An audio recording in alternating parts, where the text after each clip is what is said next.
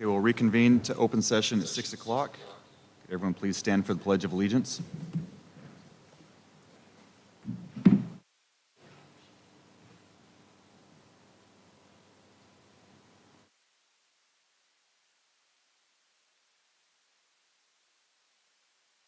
Allegiance to the flag of the United States of America, to the republic for which it stands, one nation, indivisible, with liberty and justice for all.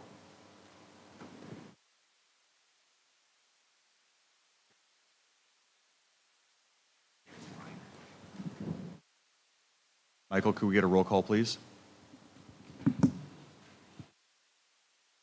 Thank you, Mayor. Let the record reflect that all council members are present. Thank you. And report out on closed session. Mayor, the council held closed session today related to property negotiations. No reportable action was taken. However, for the record, council member Cruz did not participate in the closed session given the location of her home is near the property in question.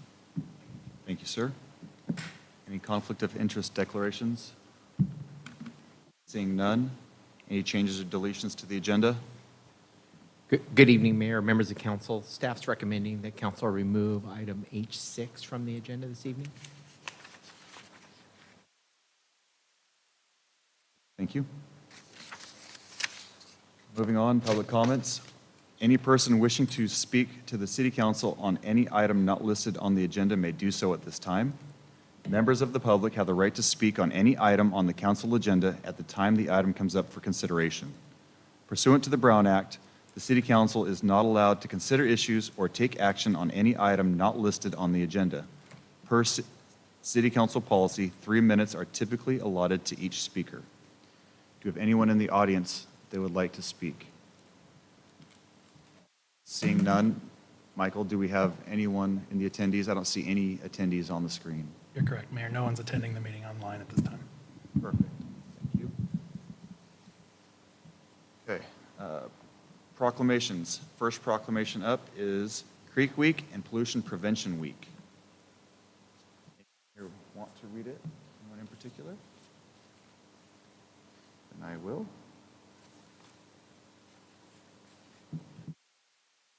Proclamation of the City Council of the City of Cloverdale proclaiming the week of September 19th through 25th, 2022 as Pollution Prevention Week and the week of September 17th through 24th, 2022 as Creek Week in the Russian River watershed.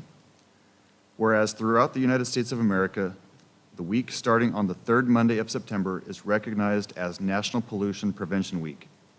And whereas throughout much of California, including the Russian River watershed, cities, counties, and other stewardship organizations are recognizing the fourth week of September as Creek Week. And whereas our pollution prevention practices are intrinsically linked to the health of our watershed lands and waterways.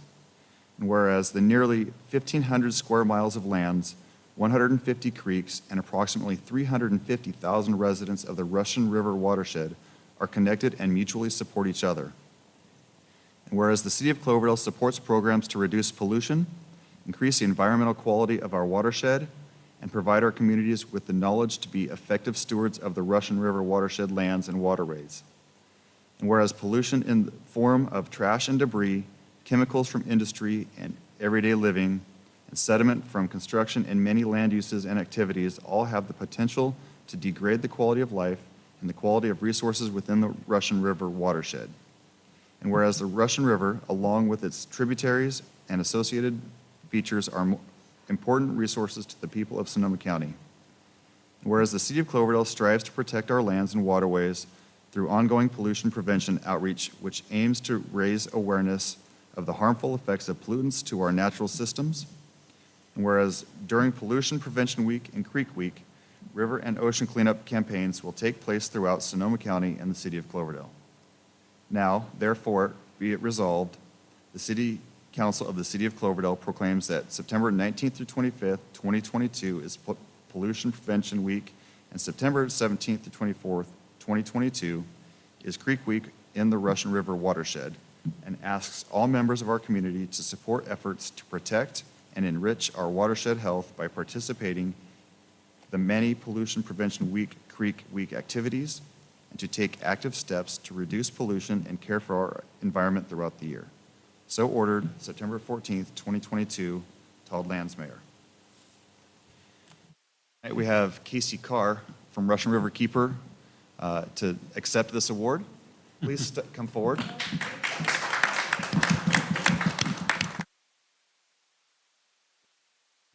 I would imagine everyone in this room knows who Casey is. He is probably the most well-known face and the other mayor of Cloverdale, as he is the person that really protects all of our watersheds here. No one works harder than he does when it comes to protecting our environment, and we are so thankful for you. And your assistant. I wanted to bring these two up because they've done a lot of work. Absolutely. Yeah, this one here, she's usually my scout. She spots it. She's the spotter. And then this one's pretty hands-on. She's been out there in the heat and everything. Sometimes I forget she wants to go play. So I go, you know what? Let's go play. You know, your family sacrifices a lot to let you do what you do. Yeah, And I got we a are- lot of support from the family.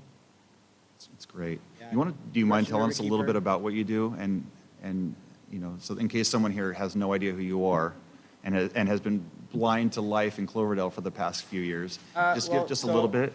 I'm Casey. I'm part of Russian River Keeper. And what I do is I just go out and I collect trash off the river, land, water. I also do work with some of the local homeless that are living on the river. I don't get involved as far as why they're out there, or I don't tell them to camp or you can't camp. I don't get involved there. The main focus is just keeping a clean camp, you know, for the environment, the water. So I hand out orange, a lot of times, I don't know if any of you have seen orange trash bags around, but I hand those out, and their responsibility is to keep a clean camp. And then I come by once a week, and I pick it up, and I take it to them. I'm not like a sheriff or a cop or anything, so I can't write out tickets, but I do conversate with them. I have a little lecture. Some of them are a little slow to get it and resistant, but for whatever reason, but we get through. We create a relationship and a lot work together. Thank you. Yeah.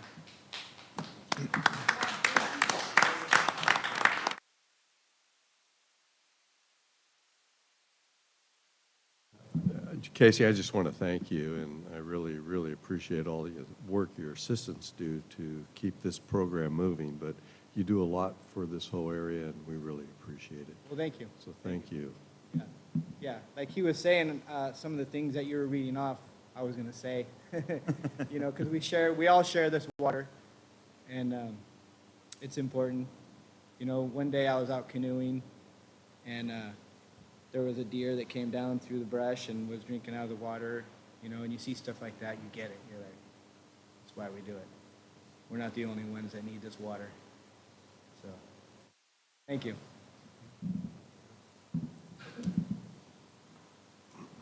Yes, Casey, thank you very much. Like everybody else has said, you know, the kids have grown working with you. Yeah. I remember how little this one was and how daring she was. Yeah. Well, both of you, actually, but the little one, she's quite the daring one. So thank you for, you know, providing an example to all the children of Cloverdale. Your work is very important. It's very important for it to be a family affair. So once again, thank you, because we all use the water and we all need a clean environment for us to enjoy our time out. Thank Welcome. you. Yeah, Casey, you're a leader and an example. And I know as a slacker, that probably bothers you, but it's the truth. I just think you're the best. I look forward to your Facebook posts. I look forward to running into you on First Street all the time, you know, usually with trash in your pickup. And yeah, you inspire me to and remind me to pick up every time, you know, I'm out to walk somewhere. So I just want to thank you and the sacrifices your family makes and the values that you're teaching your kids and through them, through the entire community. So thank you, and be sure to thank Carol Shumate as well. We really appreciate all the support that we get in Cloverdale from our partners at Russian River Keepers. So Yeah. thanks, you guys. Yeah. Well, good. I'm glad I inspire somebody. That's the point, Yeah. try to just motivate. Well, you lead by example, and when you see these clean weeks, it's because of people like you that it inspires others to be out there. And, for somebody that walks through there a lot to speak to the homeless as well, and I see the damage, and if we didn't have people like you, it would be destroyed. It wouldn't just be damaged at this point. So, Casey, would it be okay if we took a picture with the three of you? Yes.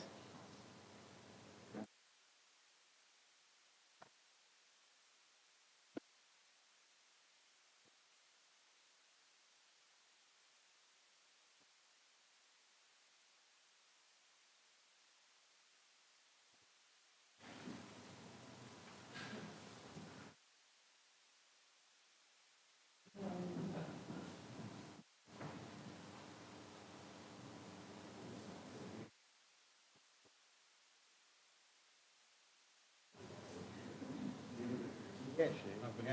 Right, right. I'm on River Road. Yeah. No, smaller. Okay. You guys want to hold that? Yes, there we go. Oh, this is moving. Sorry. Yeah. Green River. All right, thank you guys, I appreciate it.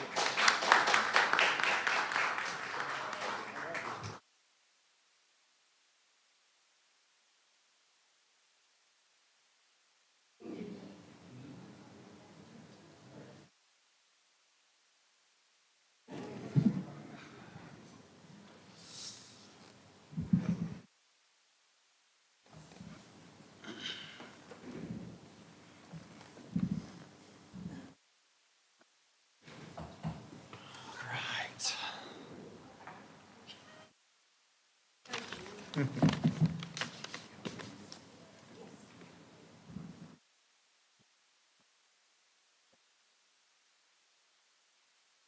All right, moving on. Next is D2, a proclamation for Latino Heritage Month. Councilmember Cruz would like to read this one.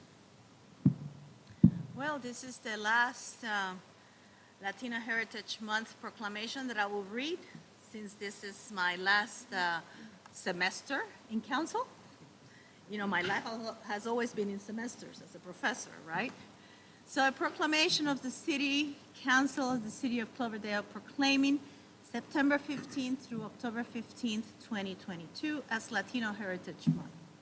Whereas Hispanic Heritage Month began as a commemorative week when it was first introduced in June of 1968 by California Congressman George E. Brown, the push to recognize the contributions of the Latinx community had gained momentum throughout the 1960s when the civil rights movement was at its peak and there was a growing awareness of the United States' multicultural identities. And whereas in 1968, President Lyndon B. Johnson first recognized Hispanic Heritage Week, later this was expanded to 1 month, and each successive president has continued this tradition, declaring September 15th through October 15th to be National Hispanic Heritage Month. And whereas Governor Gavin Newsom issued a proclamation Sunday, September 15th, declaring September 15th to October 15, 2022, as Latino Heritage Month in the state of California. And whereas Sonoma County has a long history of welcoming immigrants and is home to growing multi-ethnic and multicultural Latino populations, including Cloverdale, which has grown over the past several years to now represent, actually that percentage is wrong, of our 2022 population, whereas the diverse Latino population of the County of Sonoma makes a significant economic contribution and has many profound positive influences on our community through strong commitment to family, faith, education, hard work, vibrant culture, and service. And whereas For over the past decades, Sonoma County Latino organizations and businesses have continued to foster the culture and traditions to our communities by being active community members and focusing on the areas of education, health, wellness, and local economy. Whereas the City Council of the City of Cloverdale is in deep appreciation of the diverse Latino population of our community and urge all citizens to join us during Latino Heritage Month, is celebrating these extraordinary communities and their role in our county. Now, therefore, it be proclaimed that Todd Lands do hereby proclaim September 15th through October 15th, 2022 as Latino Heritage Month in the City of Cloverdale.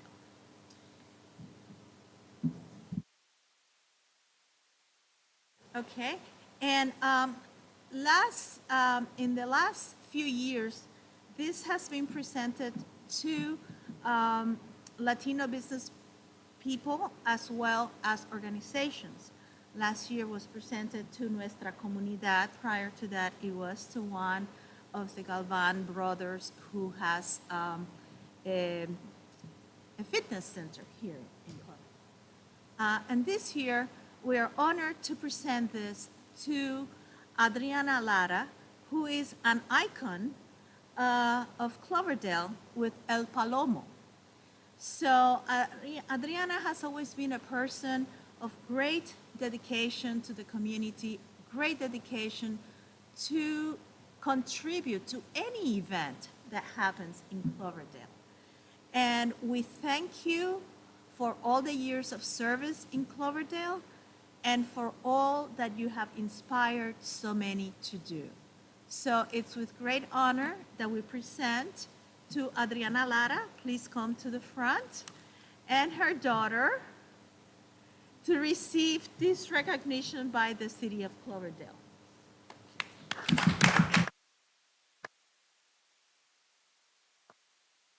Gracias y buenas tardes. Thank you and good afternoon. Es un honor estar aquí presente. It's an honor to be here tonight. Muchas gracias por su apoyo. Thanks for your support. Nosotros, mi familia y yo hemos trabajado por más de 18 años aquí en esta hermosa ciudad de Cloverdale. We have worked for more than 18 years as a family in the city of Cloverdale. Con esta hermosa gente, gracias por tomarnos en cuenta. With these beautiful people, thank you for taking us into account. Gracias por apoyarnos. Gracias por todo para poder seguir trabajando como comunidad. Gracias, Cloverdale. So thank you for assisting us and supporting us to continue to work as a community. Okay, so would anybody want to say anything before we go on to take a picture and hand her the certificate? I just want to say that as a resident of near First Street, you're one of my favorite places and one of the most dangerous places. We just appreciate how warm and welcoming your business is. It's a great place to gather for coffee. It's a great place for your wonderful pastries, burritos, which we all know too well. And of course, the ice creams as well, the paletas are just amazing. So we just really appreciate how warm and welcoming you are to everyone in the community and how much you contribute to our neighborhood, my neighborhood, and our culture. So thank you to you and your amazing, wonderful family. We really appreciate you. Thank you, Mr. Mayor. I just want to ditto what Councilmember Bagby had to say. It's one of my favorite places. We patronize your business frequently, more than I need to, but I just keep kind of going back for more. But thank you for being here. Thank you for all you do. You support so many events in our city and so appreciated. And just thank you for everything, you and your family. Thank you, Mr. Mayor. I'm just going to ditto what everyone else has said. Thank you for your contributions to our community. And yeah, I agree with Melanie and Joe that it's dangerous to walk into your business. So, but thank you. Yes, thank you so much for your hospitality to everyone. I visit your place multiple times a week, and it's so nice and welcoming every time I go in there. And your family is wonderful, and so thank you for everything you guys do.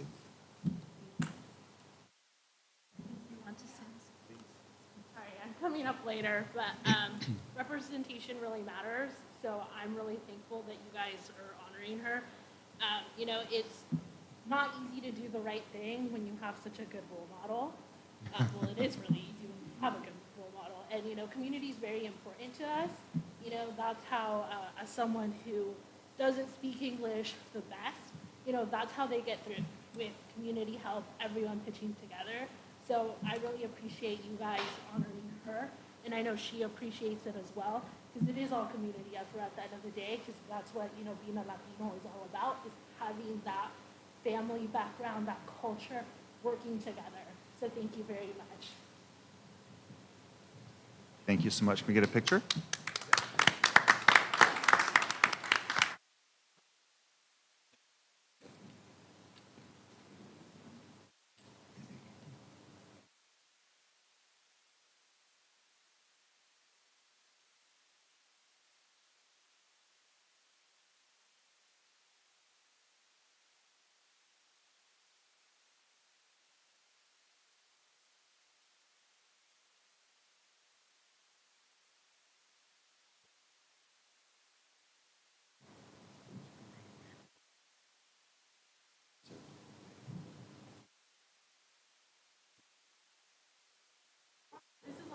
I don't know, I bought lots of donuts for you too, so. Right? I'm just an extension of her. Thank you. Can we say breakfast burritos? Breakfast burritos. With hot salsa. Okay. One more. Some more. For the professional. That's right.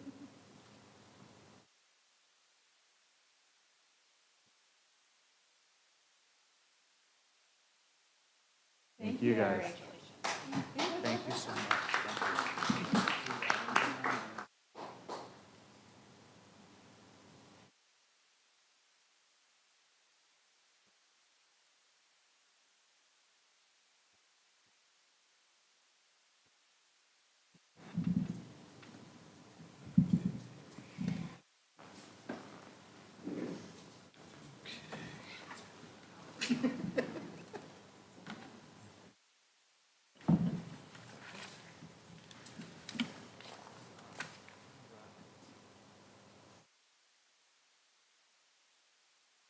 Okay, moving forward to E, consent calendar.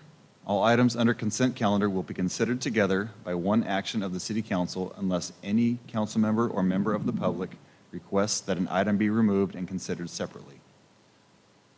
Now, city manager asked for, I believe it's E6, is that correct? H6. I'm sorry, It was H6. H. Mr. Mayor, I'd like to have E3. Thank you. Okay. Any others? Mr. Mayor, I'd like to move the consent calendar as submitted with the exception of item number E3. Second. Roll call, please.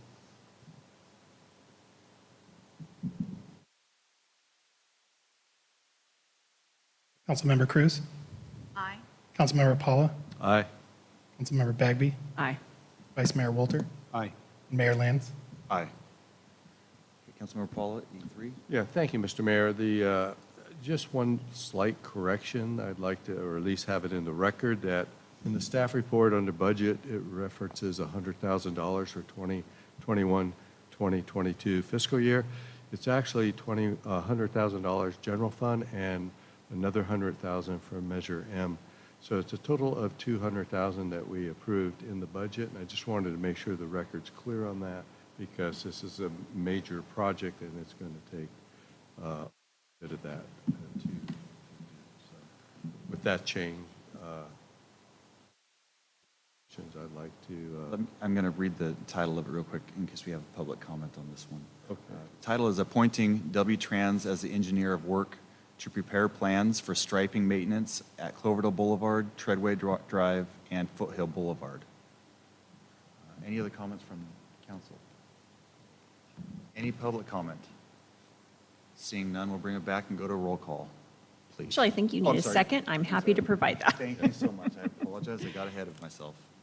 So, do we need to read the, yeah, Mr. Mayor, I'd like to read the resolution by title only and move that it be approved with that amendment. It'd be a City of Cloverdale City Council resolution appointing W-Trans Inc. as the engineer of work to prepare plans for striping maintenance at Cloverdale Boulevard, Treadway Drive, and Foothill Boulevard.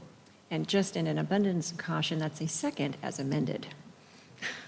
Because we like to keep Jose happy. We always look over to see if he's nodding in the affirmative. Now, can we do a roll call, please? Thank you, Mayor. Councilmember Bagby, Aye. Councilmember Cruz, Councilmember Paula, Aye. Vice Mayor Walter, Aye. Mayor Lands. Aye. All right, F, communications. Any communications that we need to know about, David? Mayor, at this time, no discussion on communication. Thank you. And no public hearings, so moving on to new business, adoption of South Cloverdale Infrastructure Assessment Study. Mayor, I'll introduce this item and then turn it over to our Assistant City Manager and Community Development Director, Kevin Thompson. This item has been in the works for a number of years now, and it relates to the what we refer to as the Southwest Planning Area, which was a largely area that was outside the city limits, and which we prepared an update to our respective master plans, our water master plan, our wastewater master plan, and drainage master plan, to address future development in that area and provide staff with the appropriate guidance to support development review in the way of this infrastructure assessment. And I would just want to acknowledge the work that our Assistant City Manager and Community Development Director, Kevin Thompson, has put in managing this project and working with GHD to do this important analysis of our infrastructure to support future development of our Southwest Planning Area. So with that, I'll go ahead and turn it over to Kevin. Thanks, David. We do have Susan Willis and Adam Fisher from GHD who's going to give a quick presentation on the study. It's been in the works for a couple years, as David mentioned. When we originally talked about this was going to be kind of the first step in a two-step process of setting up potentially a community facilities district in the area. And David and I and legal counsel have already had a couple meetings about the possibility of doing that. What that would do is help pay for some of the infrastructure that will go in, also pay for the long-term maintenance of that infrastructure and of the area. So we're looking at the feasibility of that happening. But this is really important because we've had projects occurring down there and we haven't been able to really condition those projects the way we would like to. Say, you need to put in a 10-inch sewer line, 8-inch sewer line, what the traffic impacts were. This is kind of where the city is growing in the future. And this study really gives us a good comprehensive look at what we're going to need to support what's happening down there and how to condition projects. We do have a resolution for your consideration adopting the plan formally, and we can talk about that in a little while. But Susan and Adam, I don't know if you're out there. Mike, if they're out there, can you make them panelists? And they wanted to share their screen for the presentation, if that works. I just sent prompts to Susan and a Frank from GHD. Okay, Frank. Like Adam's on there now. So Susan, I don't know if you can hear me, but you should be a panelist and able to share your. Can you hear us? Yes, can you hear me? Yeah, we can hear you loud and clear. If you can share your screen now, and okay, thanks.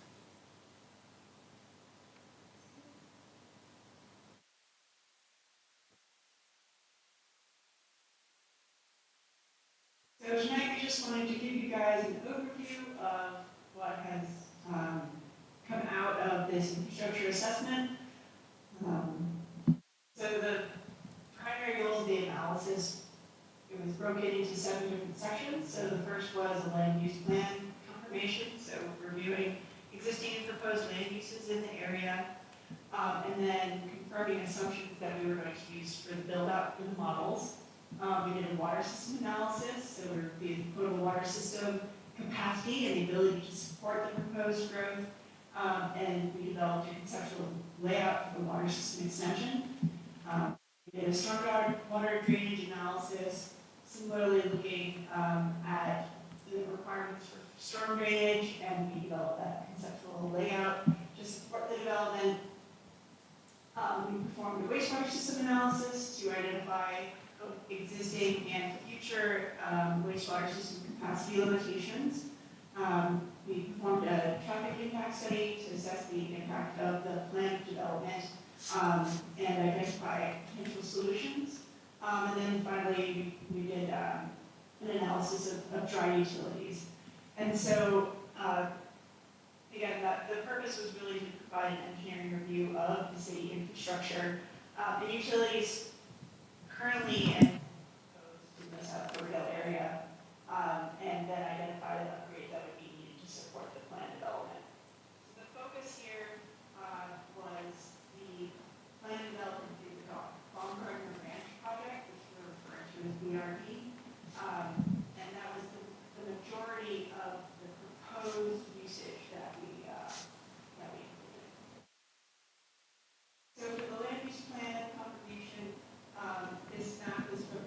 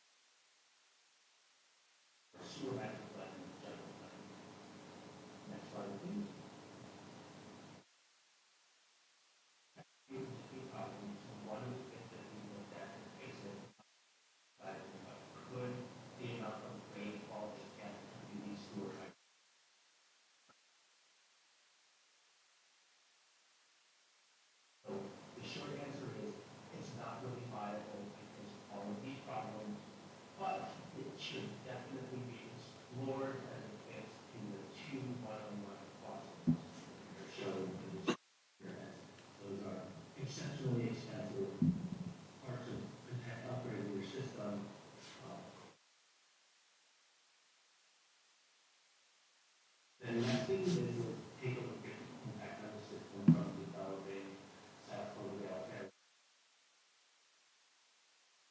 Very easy connection from there, the southwest from. And on the left side, you see the connection for the flood, and that would be the south. The South Cloverdale.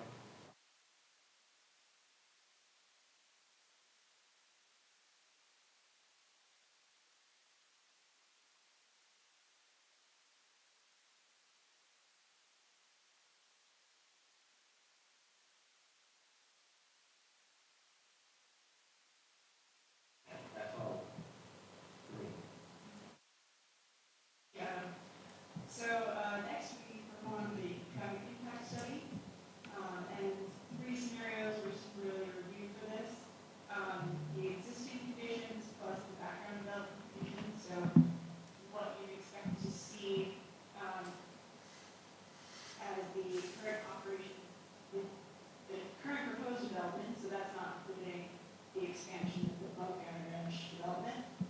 Cumulative condition, which would be the traffic impact of 20 years of just typical background development in the city and the surrounding areas, also not including the development of the Cloverdale Ranch, and then cumulative plus the project condition, so that would be traffic impact of the 20 years of background development plus the proposed project of the Cloverdale Ranch. So looking at the cumulative plus project conditions, there are two locations where the traffic flow is unacceptable.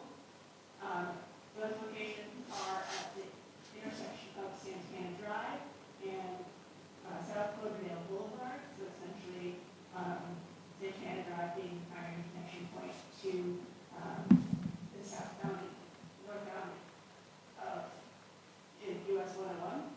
And then the second location would be northbound off-ramp for US 101. So there's a lot more description of this in the actual report, but these both can be mitigated through a roundabout or traffic signalization of the intersections. The idea here again is we want to minimize the impact we would have, or the city would have to deal with Caltrans. That can be very complicated and expensive. So the thing we're trying to avoid here would be widening the crossover here on Santana Drive over 101. And so the idea would be this traffic signal at 3 at Santana Drive and South Cloverdale Boulevard could include separate through and right turn lanes, garage lanes, the right turn lane, the idea being that people can continue turning right, even if traffic's flowing perpendicularly, if it's safe. And the roundabout could include either a single lane or a right turn, or including an additional right turn bypass lane. But the effect of that is comparable, so it would sort of be up to the city to make that decision. So again, it can be mitigated. We're looking at some minimal changes to the way the traffic is flowing. And then finally, just to wrap this up, so we also mapped out the dry utilities in the area. PG&E has both natural gas and the high pressure distribution main in the project area, as well as providing electrical. And then Comcast, or Cablecom, is a subsidiary, is able to provide cable TV and internet to the project area. And so both utilities are able to provide the services. So that concludes our high-level overview of the report. Again, if there are questions or, there's a lot more information in the report itself, we'd be happy to answer. Thank you, Susan. Who would like to go first? Go ahead. I just kind of have a technical question. I'm not sure if it's Susan or our staff. I know that VMT is going to be the gold standard for measuring, and we'll be transitioning to that off of LOS, and I'm just kind of wondering how that is going to impact this report moving forward.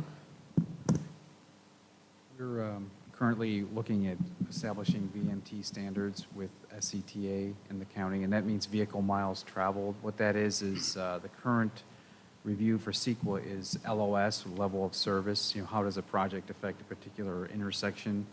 They've changed that analysis requirement in CEQA to be VMT and how the project relates to vehicle miles traveled.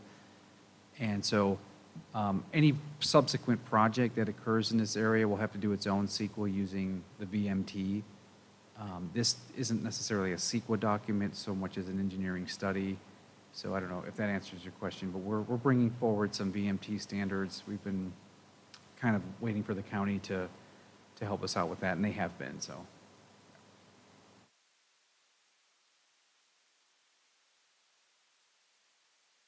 I'm just concerned about what other ways are there for traffic control?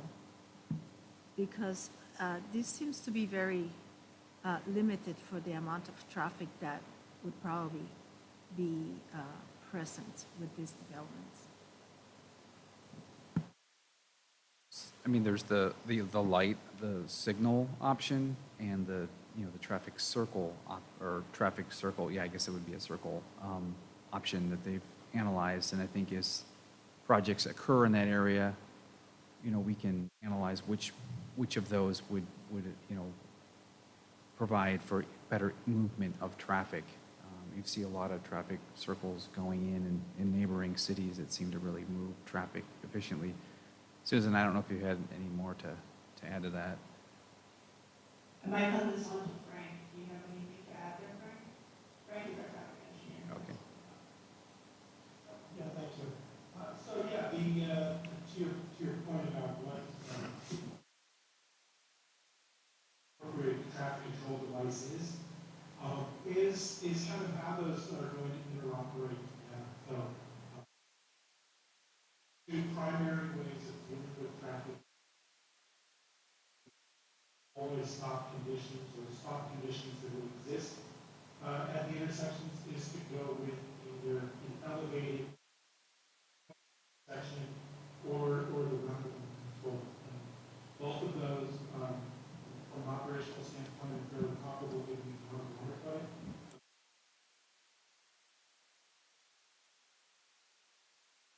Most effectively compared to traffic.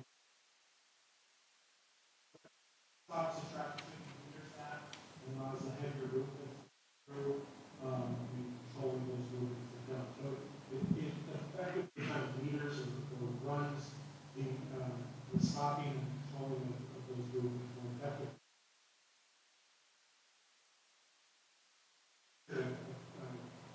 Constant flow intersection, so vehicles approach, yield, and then each other circulate, really each of the approaches vehicles will yield.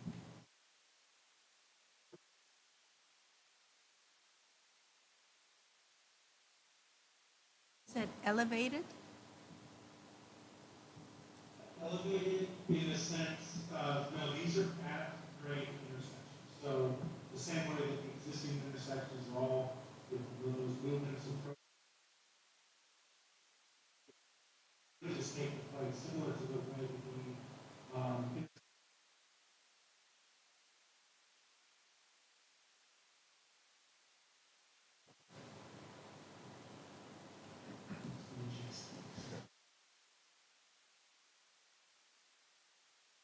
Thank you. Just one question here on slide, I don't know what the slide number is, but it's 3.0 water system analysis. And it's right after, I guess, slide number 7. So you'd think it'd be number 8, but it's not numbered. So it's a blue pipeline of water system analysis. Can you pop that up on the screen there? Because not quite sure I'm reading this right. That's it, right there. So that basically is the layout on any future growth that the city has in that area. This is the recommended pipeline system that we're going to have. And it seems that, of course, it goes way outside of the urban growth boundary and borders on our sphere of influence. But I'm just wondering, does that take into consideration like water coming from the Rains Water District? Or is it just strictly from the city contributing? This is just a sample layout. When development happens, there should be additional. There were some broad assumptions made with the way the system is laid out, but it was done to see how it would work and if it could be. And yet, the thing that is shown there is served by the city.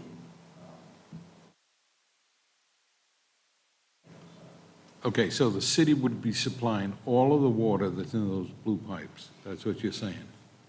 Yes.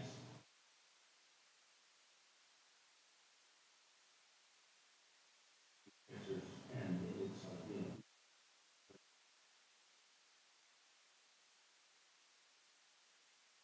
Okay. It's more next towards the north than the it's a more robust system than you have. And you're not talking that the water tank that you have here on Sandholm would necessarily be there? You're just saying in that general area? Yes. All right, okay. Yeah, so the tank here is displayed as a tank, but it's not actually a tank. A location, okay. It's a model for the zone-free water system. So there's a pressure associated at that sort of intertie point, and that is modeled in the software as a tank. It's just, the tank provides pressure, that's sort of the same idea, is that the tank is equivalent to just being connected to the water system directly.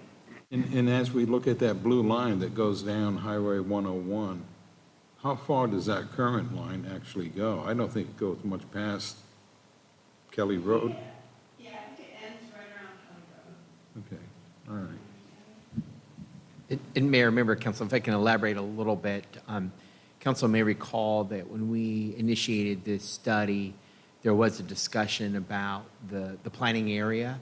And at that time, the direction from council was to go ahead and look at future development down to Teresa Drive. And really what this does is reflect the general plan land uses. So we didn't make a lot of, GHD didn't make a lot of extra assumptions around development other than what was provided for on your general plan land use map in terms of what the capacity would be to serve the land use intensity identified in the general plan. So, why this is particularly helpful is if a developer comes forward, for instance, and proposes a development that is different from what the general plan identifies, it will automatically trigger the need for us to do that additional review and analysis to determine how that development could be supported. But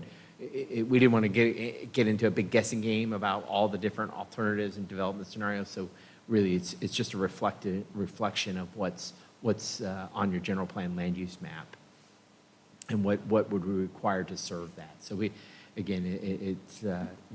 it's a great study, but there's limitations in terms of looking at different development scenarios that might occur in some time in the future. I think by the time the development actually came along there, we'd probably have to update that plan anyhow, based on water and everything else. So, okay, thank you. Okay, the questions I have come off of slide 13. It's the wastewater analysis. There was two different options given for connection points. What I see is we're inadequate to add to our city for our wastewater. And the traffic study is on top of that shows a $10+ million something, whether it's be a light or roundabout, however we do it. Is there enough money in developer fees to upsize our pipes, add in these multi-million dollar traffic fixtures and things that we're going to be footing a bill for here? That's a great question, Mayor. And I think council may recall that most recently we adopted an updated capital improvement program. And really the next step for us is to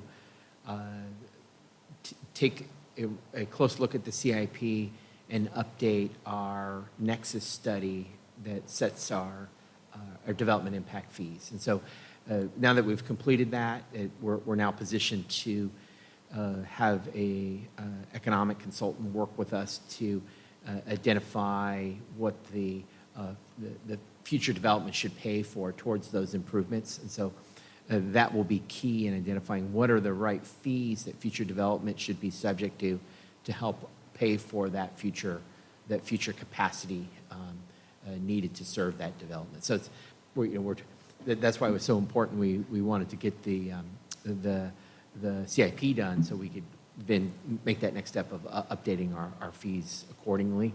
But with that said, and why there's value in this beyond just the future planning for this area, it did show where there are some existing deficiencies, and those are areas that we need to look more closely at and identify what are some options given our current development pattern that will necessitate upgrading or improving those constraints. And so the study really helped us kind of identify those constraints, and without it, we may not have had that knowledge. Also, I mean, having an adopted study like this gives us more justification for conditioning projects to put their part of this improvement in, as part of it, in addition to the impact fees. So we can say, well, you need to extend a 10-inch water line down per our plan, but you're also paying the impact fees. So it just helps us to condition the projects. Does this help with projects that we've already approved? Oh, that's my question. Sorry. Meaning we have Baumgartner, and then we have I don't know the name. Tribe. The tribe. Well, I'm sorry, they have a cool name for it, and I don't remember what it is. And does it affect them? Well, the Dry Creek Rancheria, we've had a draft of this, so they are complying with that. Baumgartner is putting in all their own improvements, and I don't know if it's exact to what this calls for, but I know it's been reviewed by all our engineering team and deemed adequate to serve them, and also looping the water back to Cloverdale Boulevard, so they're doing a little bit more. And so those are really the two. The Dry Creek Rancheria is conforming to this, and Baumgartner is also, I believe, but their project came along before this was in existence, so we didn't really have the benefit of it, but their project is also putting in adequate for them and future. But didn't we, on the wine storage facility, weren't they going to come back once the report and the study is complete and pay their fair share? Or am I not remembering that correctly? Well, that's the second part to what I was mentioning earlier, is if we set up the community facilities. But they did give a down payment towards the undergrounding of the power lines that would go into that district. So we're just now starting. This was kind of the first step to understand what we need to do out there, and then from there we need to assess how much that costs, divide that up by the development potential, and try to come up with a price or a cost that is feasible. Before we open it up, are we going to public comment? We need to approve this tonight. Is that correct? Okay. I just was, while we've got the folks on the phone, this is actually a great discussion, probably before we discuss it even more. But I think a lot of really good points were brought up, and that is that we can't get ahead of ourselves financially any longer. We can't support a financial pyramid scheme, and this actually gives the city the explanation as to why our fees are where we are, because just a couple of weeks ago we got chastised by the grand jury saying your fees are too high, and the fact is that our fees need to be what they need to be in order for us for projects to be fair. So I guess the question is either for Kevin or our consultants. How normal is something like this becoming so that cities can justify the fees for the needed infrastructure? Is this what we're going to be seeing more of in the future? That's kind of the nature of my question. Councilmember Bagley, I'll take a stab at your question, and I'll encourage our team from GHD to weigh in. I think the process that we've set forth, really follows a best practice, and that is you, as a city, take the action to update your respective master plans to really identify the infrastructure that's necessary to serve future development in accordance with your general plan. Of course, that assumes the general plan matches with what the community really wants to see in terms of future development. And from that, identify the necessary capital improvements that implement those master plans. Again, it's all predicated on what development you want to see. And so following that process, once the master plans are in place, the capital improvement programs are identified, then we look at we do the nexus study and identify to what extent that this new infrastructure serves new development versus existing development. And that's, for instance, where there's some existing deficiencies in the system, usually there's going to be a cost allocation for those deficiencies between new development and existing development, who's contributing, and the portion that's attributed to new development is what we base those impact fees on. And so there's that direct connection or nexus between the new development, what they're paying for in terms of fees, and paying for that infrastructure and growth. Because without that development, you don't necessarily need to maybe upsize those pipes to the same extent. And in that case, then existing or improvements that are necessary are paid by existing taxpayers. So I think it's a very good process. And then building on that, then you start looking at what are some financing structures that we can develop to help pay for those improvements.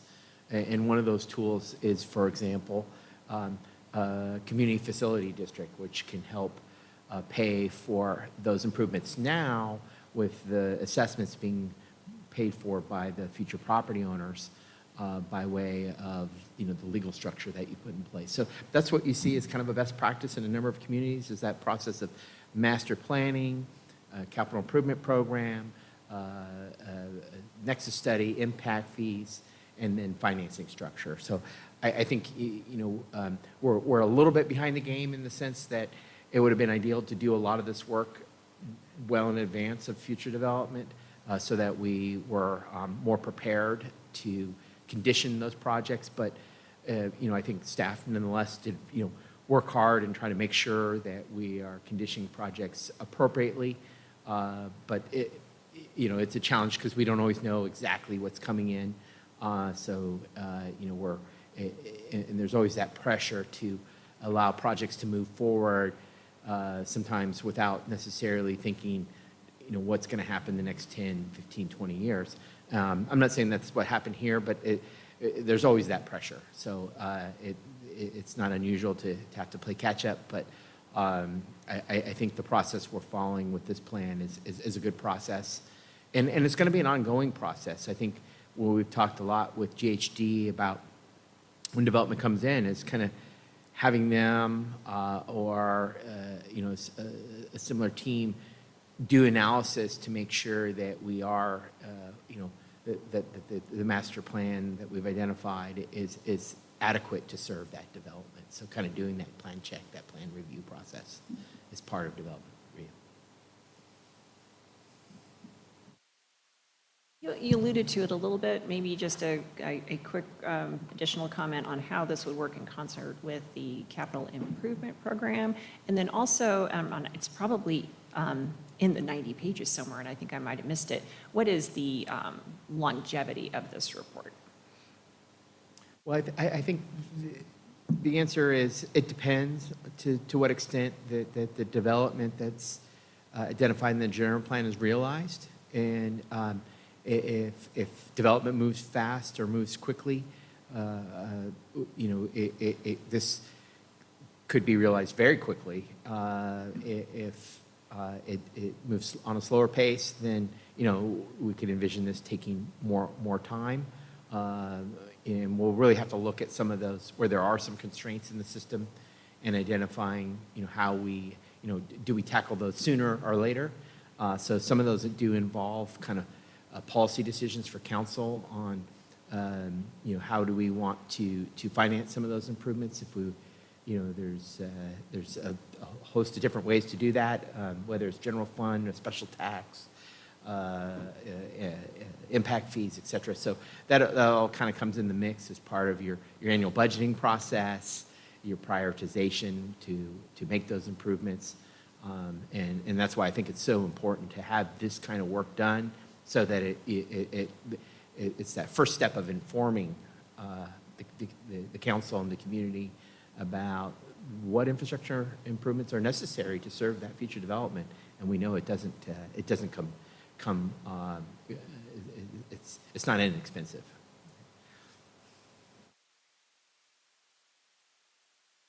Yeah, we have to think about what is the state of infrastructure in the country, and what are the decisions that are being made in terms of how is the federal government going to assist local governments to keep up with the lack of care that has taken place so far.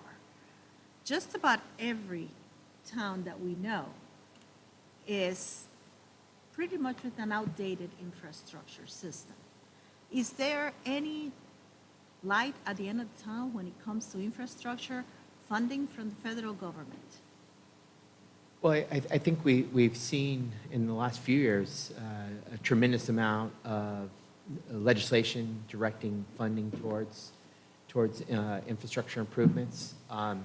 They all come with their special requirements, but I think it's, even though the sums are significant in terms of what the federal government has identified in some of the legislation, it's probably really a drop in the bucket in terms of what's required to fully upgrade and improve our infrastructure. And the real burden, I think, for most cities and municipalities is the long-term maintenance costs. And that's the challenge, is how do we put in place a sustainable structure that's going to cover those long-term maintenance costs, whether it's ongoing maintenance of our sewer systems or our water system, our streets, our storm drain systems. It's quite a challenge, and likewise we're being burdened with additional regulatory requirements. A good example is storm drains to address stormwater runoff, and there's new tools being put in place to assess property owners, and I know our residents don't like to hear that because it means more taxes, but it's kind of part of the reality, is how are we going to finance some of the work that needs to get done to address these critical infrastructure issues. And it's a function of where's the funding going to come from? Is it local? Is it state? Is it federal? Is it grants? Or do we figure out structures that enable new development to pay for it? So it's a great question, and we don't have all the answers. Thank you. Actually, may I ask a follow-up on that? Is this, and maybe the consultants will know the answer to this. I wonder, just having this on file, will this position us better for grants that we can apply through the Infrastructure Investment and Jobs Act? Because I know that's specifically money for road improvement, wastewater, water treatment, or drinking water, those sorts of things. So just having this on the shelf and having it ready to go, just wondering if that will help us position ourselves for that federal money. My initial sense is that it will, in the sense, again, that it tells a story, it informs us, and it's one of the keys from my perspective with grant applications is how well we tell the story, and I think this helps us do that. We do need the expertise of our team here to help us sometimes tell that story because they're the technical experts. But I do believe it does help position us to have this kind of work done to write more grant applications that I think are going to be more successful because I tie the benefits of that work to to something that's tangible in the way of serving our community.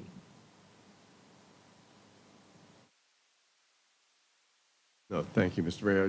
Just one follow-up comment. The grants, there's so many of them out there right now, good ones, but they're so competitive, as we know, and it takes a lot of work. So I think that was a great question. This does help put some justification into the request for the funding, but they're so competitive, and small cities typically don't get their fair share. Typically, the larger cities are able to put it together and put a better case together in most cases. So, but thank you.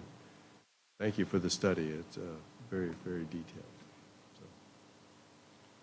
Seeing no other comments, I'd like to open it up to public. Is there anyone in the public to make a comment? Any hands, Michael? It's like no one is raising their hands at this time. Second. If nothing changes, we'll bring it back to the dais. Mr. Mayor, I'd like to offer the resolution by title only. Done. Okay. A resolution of the City Council of the City of Cloverdale adopting the South Cloverdale Infrastructure Assessment. I'll second that, Mr. Mayor. Thank you. Roll call, please. Thank you. Councilmember Bagby? Aye. Councilmember Cruz? Aye. Councilmember Paula? Aye. Vice Mayor Walter? Aye. Mayor Lands? Aye. Thank you very much for your work on this. Mr. Mayor, before we close on that, we didn't really have a chance to thank the consultants for actually a 90-page page turner that's actually in English and it's very comprehensible. I just wanted to, we didn't, as we were deliberating it and discussing it, we didn't really have a chance to say thank you and good work.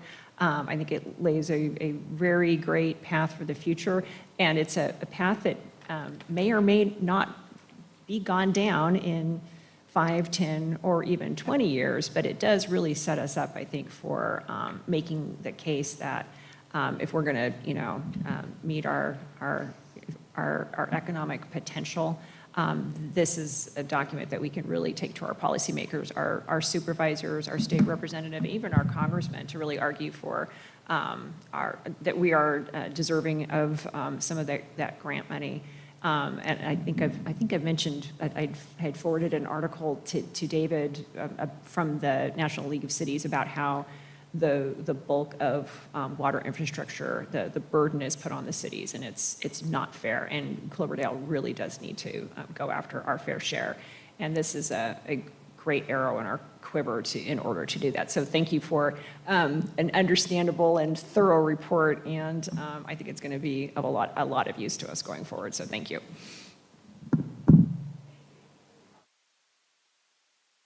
Thank you very much. I think we all are in agreement with that, and well said. So thank you,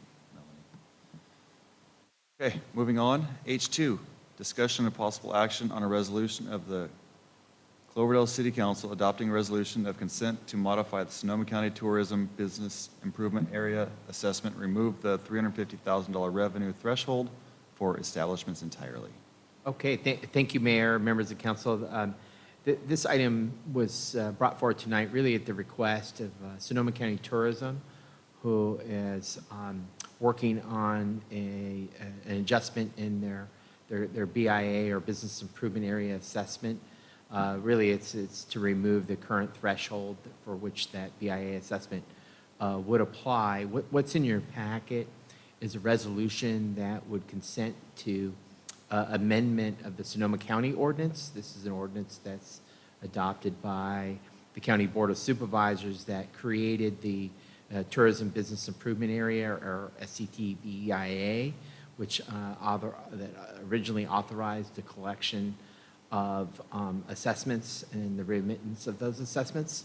So joining us tonight is Claudia Vecchio, the CEO of Sonoma County Tourism, and Ko, I'll apologize if I Hornbustle. They're going to walk us through a presentation providing an overview of the request, which is to adopt the resolution consenting to this proposed modification. Ultimately, the Board of Supervisors will consider a revised ordinance, and they're looking for cities to consent to the proposed amendment that our team here is going to walk us through today. So welcome, and feel free to... Thank you very much, Mayor, City Council, staff. Thank you very much for having us tonight. We have an hour-long presentation that we'll try to do in 10 minutes, I promise. We respect your time and ours as well. So, again, my name is Ko Hornbustle. I'm the Executive Director of Safari West. If you haven't been there, come on up. There's a cheap plug, sorry. I've also been on the Sonoma County Tourism Board of Directors since 2005. So that's why I get to go first, because I get to do the history lesson. 2004, you, along with 7 other cities, went through the same procedure to form the BIA originally. I'm not going to read this to you because you've got it in your packet, and that's how we'll make it a shorter presentation. Next slide, please. In 2018, Board of Directors made a monumental change and shift for a destination marketing organization. We became a destination stewardship organization. Your first proclamation tonight is right up that alley. You're talking to your residents about keeping our beautiful county clean. We're advertising to get guests and tourists that'll do the same thing, called the Responsible Tourism Act. Claudia and her team have done a phenomenal job of that. And Board of Directors, well, I shouldn't go forward now. Next slide, please. Okay. Thank you, Ko. It's so nice to be here tonight. I used to be a Cloverdalean, and gosh, I miss it every day. I tell you, you have such a special place here, and I so appreciate coming back from time to time, visiting good friends. So as Ko mentioned, we had this really revolutionary change in Sonoma County tourism back in 2018. So for us, it's no longer about counting numbers. It's not just the number of people who come here. It's finding people who are really responsible travelers. So they want to come and protect and preserve not only our natural resources, but our cultural resources as well. Sonoma County has an extraordinary sense of place. Cloverdale has an extraordinary sense of place, as does Sebastopol and Petaluma and all of our cities. And we want people who want to respect that. So it really is a chance for us to put out the welcome mat to this new and growing group of travelers who want to respect this place. So we say a place worth visiting, we really believe is a place worth protecting. And that really is what this responsible tourism assessment is all about. Next slide, please. So we very definitely understand that Cloverdale is probably looking at this saying, well, how is this going to benefit Cloverdale? So this particular piece, this is an ordinance that was adopted through the Streets and Highway Codes, and per ordinance, the funds that are raised through this business improvement area need to benefit the payers. We also are funded partially through the transient occupancy tax. And as you know, that goes into general fund, and that can benefit a wider swath. It's used for a lot of different purposes, and we're thrilled that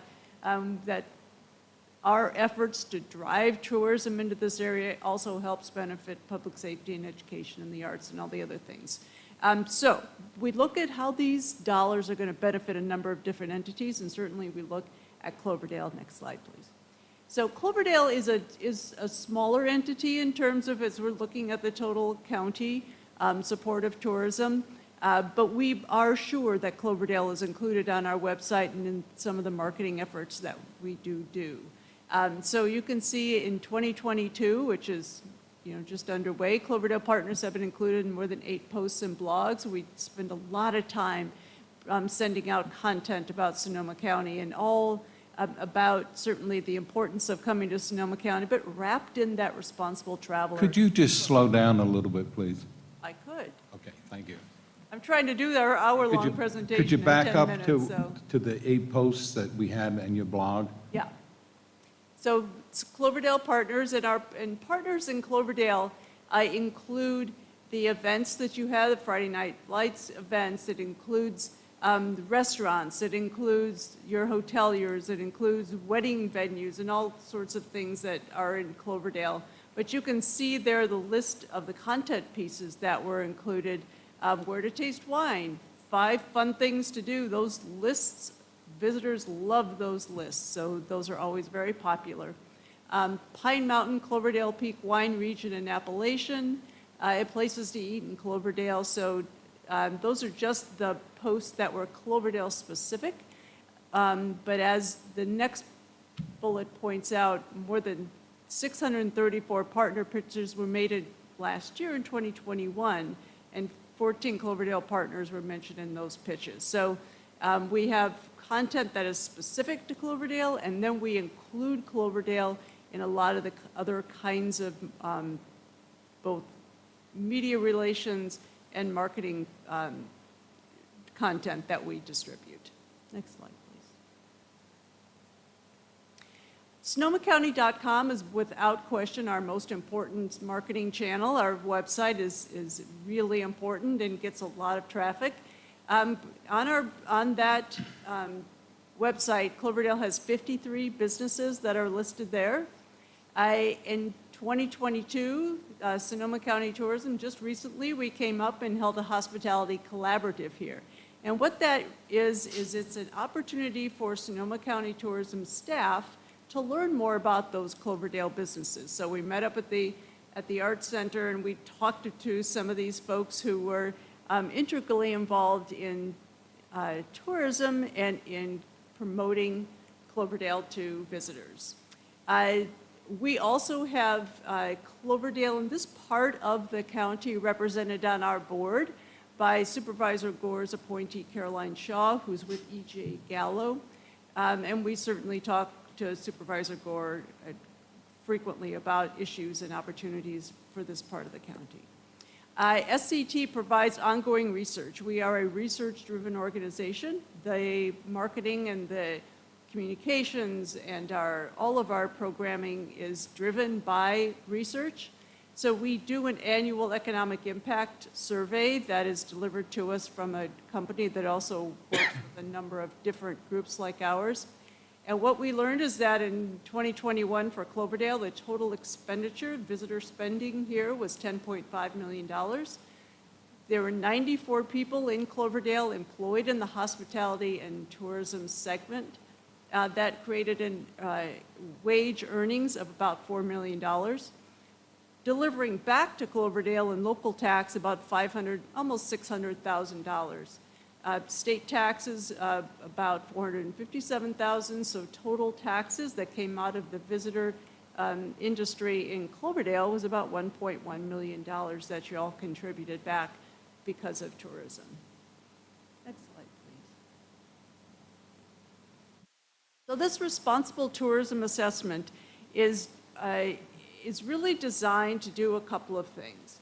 As Sonoma County Tourism continues down the road in finding these travelers, it's really, and it's important that we have the funding that we need to do the kinds of marketing that is laser pinpoint to these kinds of folks. And we know how to find them, but it does take a little bit more money to be able to do that. Next slide, please. So this business improvement area that Keo talked about and what we're really here tonight is a self-assessment by hoteliers back in 2004 when they determined that, yes, they were willing to put an additional fee on hotel stays, and you've all seen these when you go to hotels and you check out, and there's the line of taxes that are there. But this business improvement area is 2% on a hotel stay. It's county-wide, save the towns of Sonoma and Healdsburg that opted out way back in 2004. But the rest of the cities understood the value and the power of a synergistic marketing effort. And so the cities said yes, the lodging properties said yes, and thus this business improvement area was formed.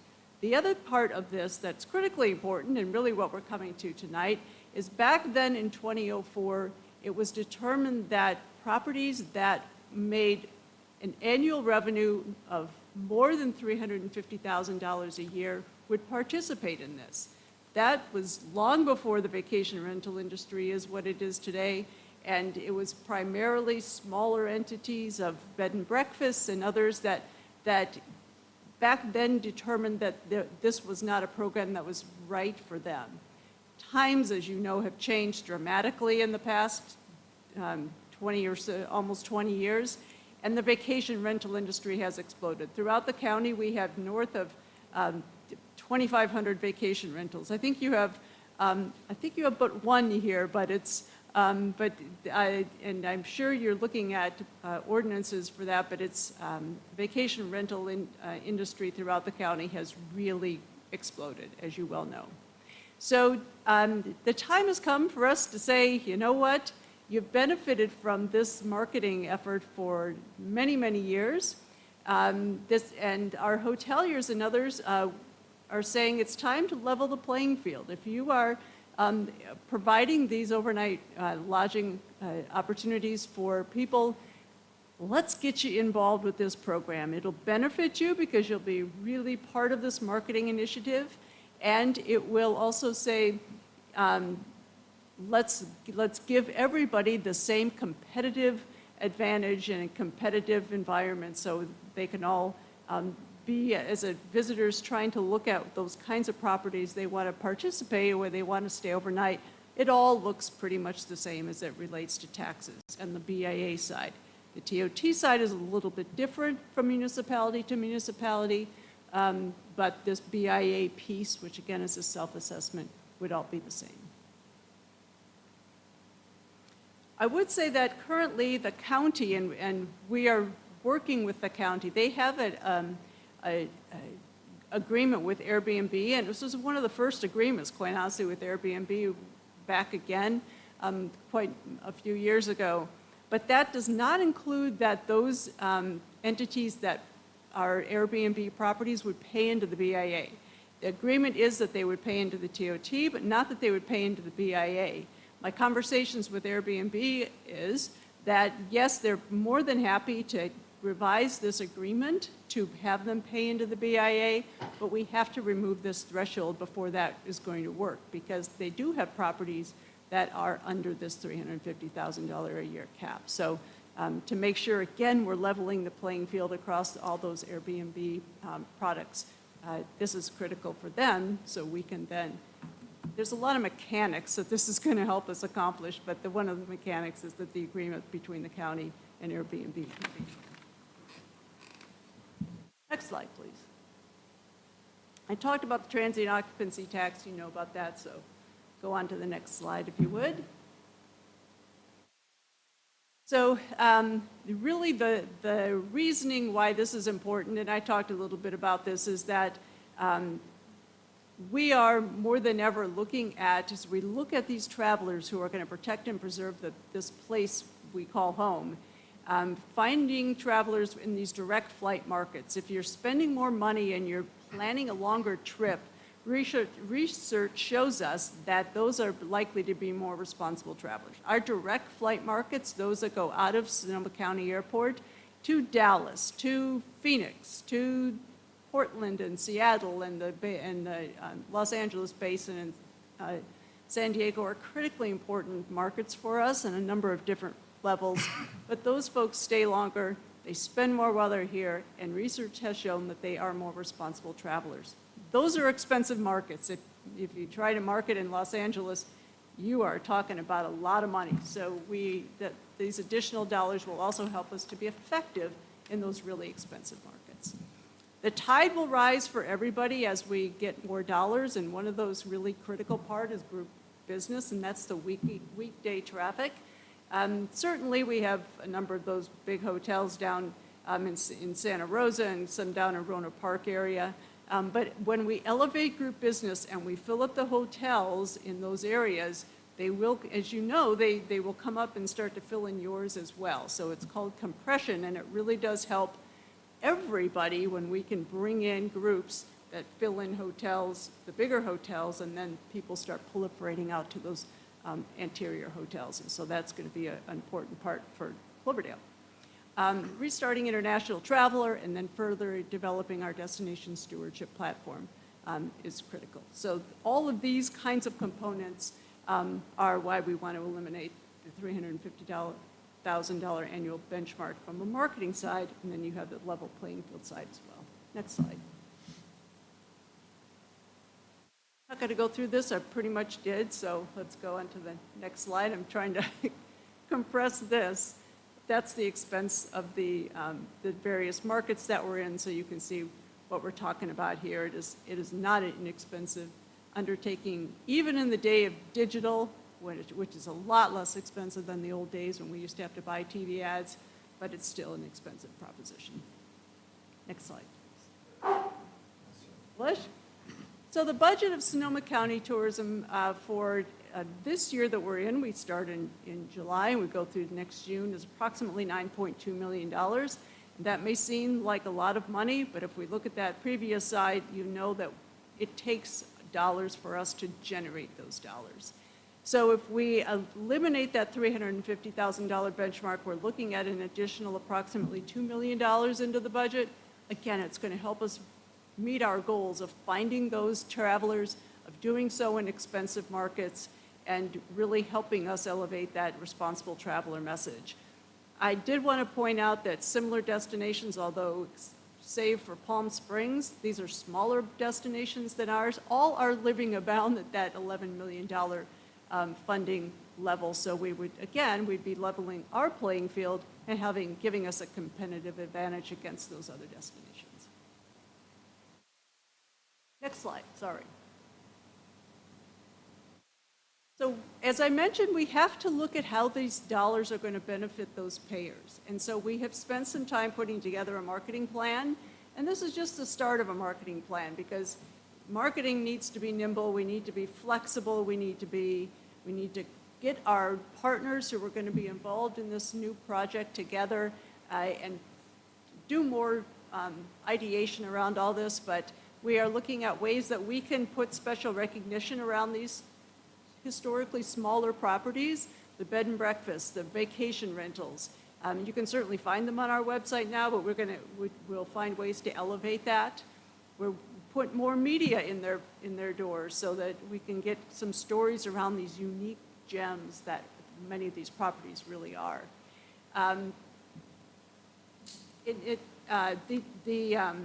Vacation rentals and a lot of these bed and breakfasts are hugely interesting to international travelers. So to make sure that the copy that has to do with all of our entities, but certainly with those properties as well, are available in key international languages to really connect well with travelers. And we're starting to see those international travelers come back, which is really fantastic. We want to develop our vacation rental committee because this group of entities has very different issues from our traditional hoteliers. So it's important that we get their point of view and that we are meeting the needs of this new group of people who will be part of our orbit.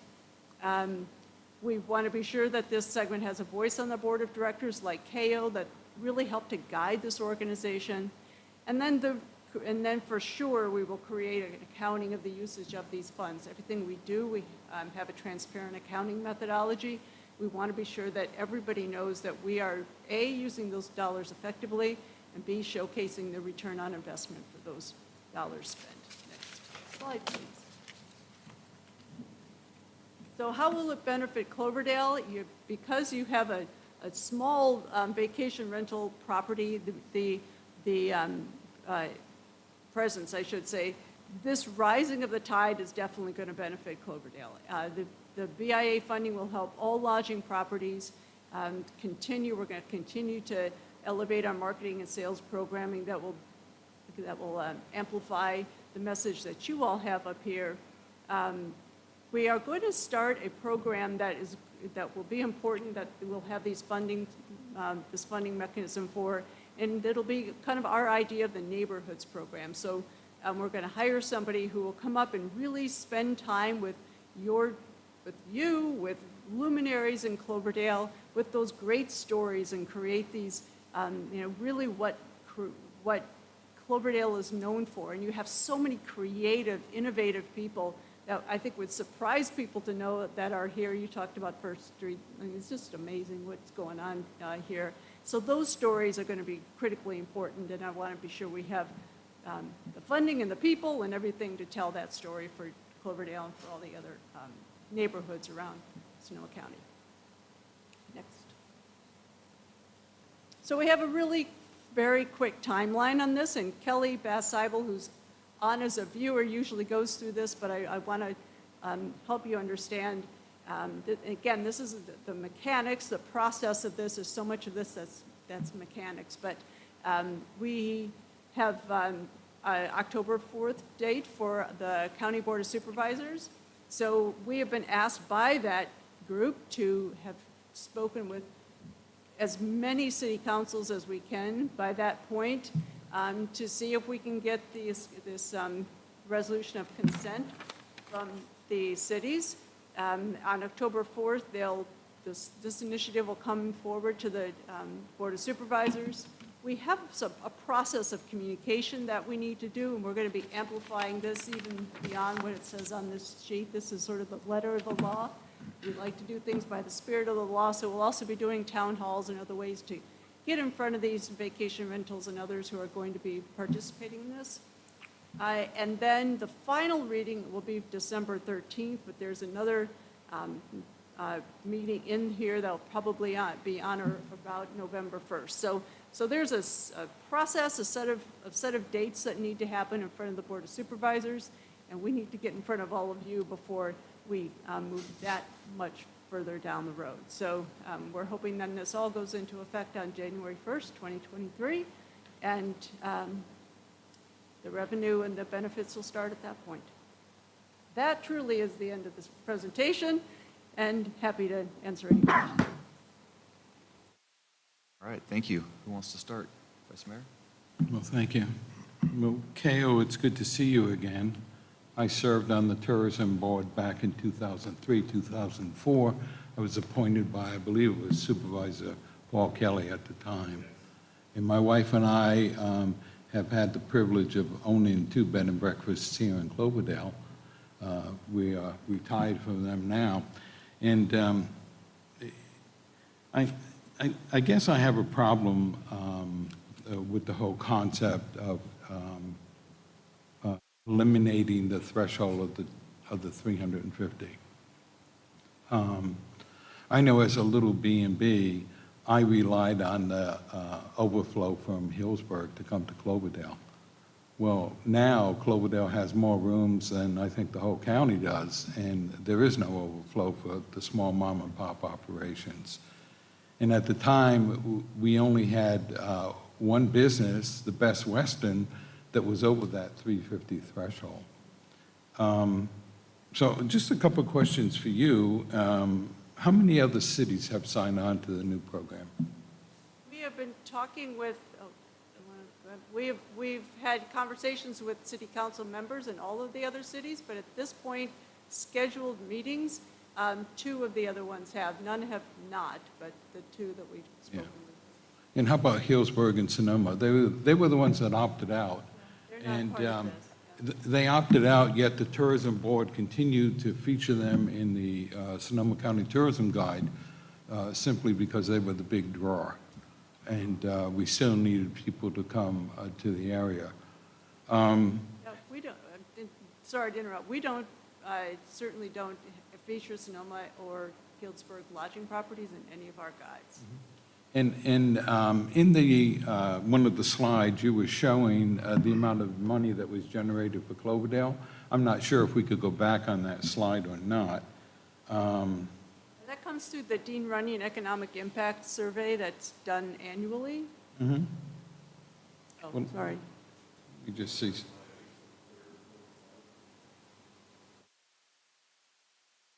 For 7. And that's the only piece of that very large survey document that's included in here. And so if there are questions beyond that, I'm going to have to get back to you on that because I don't have the entire economic impact survey. But I guess what I'm asking you, are you telling us that the amount of business that was generated for Cloverdale, we earn $4 million, and we have 94 employees in the industry? The earnings for that, yeah, it's slide, They're not numbered, so One more? you want to Keep going? stop. Keep going? There you there go. it is. Yeah. So for the So- 94 employees, that generated wage earnings of $4 million. And that's just for Cloverdale? Yeah. I can't get my head around those numbers. That's an awful lot of money, and I'm not so sure that we have 94 employees in the industry. But let me just continue with some of the questions that I have, if I could. Who would actually do the collection? Would it still be the city of Cloverdale, and then remitting to you X amount of dollars? Yeah, just like the TOT has collected, those that are now participating in this program would remit the BIA payment to the city. There's an administrative fee that goes along with this that the city receives for doing this administration, and then that goes on to the county, and then it gets remitted to Sonoma County Tourism. So every lodging establishment is going to have to pay X amount of dollars in addition to the 10% TOT that the city of Cloverdale has. Yes, so they collect it from their guests, but yes, they need to remit that through. Yeah. So, They do that now, but yeah. this. Well, one of the reasons that Hillsburg didn't do it and Sonoma didn't do it, sign on to that program, was because they wanted to raise their TOT tax themselves, and they didn't want to scare the customers off. You know, when you check out of a hotel and your bill is $250 a night, you could care less how much is TOT and how much is for the innkeeper. It's $250 out of your pocket. So it does negatively affect your ability to attract customers. Do we still print the Sonoma County tourism guide? We don't. We have a twice yearly digital guide. What we do print now is that map. We have a map that is wineries and attractions and other kinds of tourism entities around the county. So we print that, but the actual visitor guide's gone digital. Well, I got to tell you, I just don't see the benefit for Cloverdale to burden our lodging associations with this extra money that they're going to have to collect from their guests. They have a hard enough time attracting guests to come to Cloverdale. From my standpoint, as one council member would rather wait and see how many more cities you get involved or get to buy into this program. I just can't at this time. And just looking at those numbers, I just can't get into it. Susie, do you know what we collected in TOT tax last year? Yeah. So now that would be increased and that extra funding would go to you. You also mentioned that we had 8 blogs for the year. You know, that's not a lot of blogs, I don't think. Well, they're specifically for you all, though. I mean, they're. How many blogs did other cities get? It kind of depends on the city and on the information that we are getting and, you know, that there's available out there. So it really depends on city to city, and I can certainly get you that number because we are calculating these for each city. But it is, you know, we definitely want to be sure that you all are showcased with the kinds of information that are key to Cloverdale and key to bringing people up here. Well, that's all I have for now, Mr. Mayor. Thank you. But like I said, I'm not seeing the benefit for Cloverdale in this package. Thank you, Vice Mayor. Who wants to go next? Go ahead. Yeah, if Nina is on the phone, I'd be very interested in hearing the opinion of the Cloverdale Chamber and their membership. I, for one, having been a former appointee to the Economic Development Board, know how important it is for you to have the tools that you need.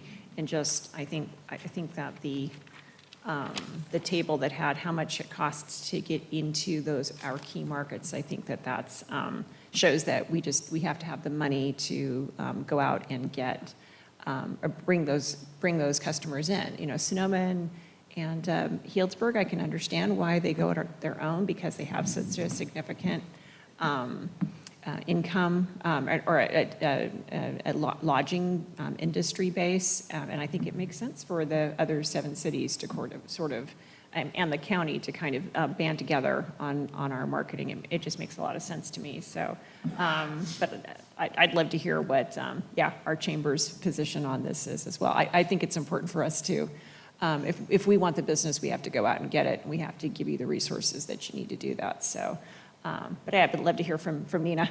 It's been a long day. So on Friday, when I was found out that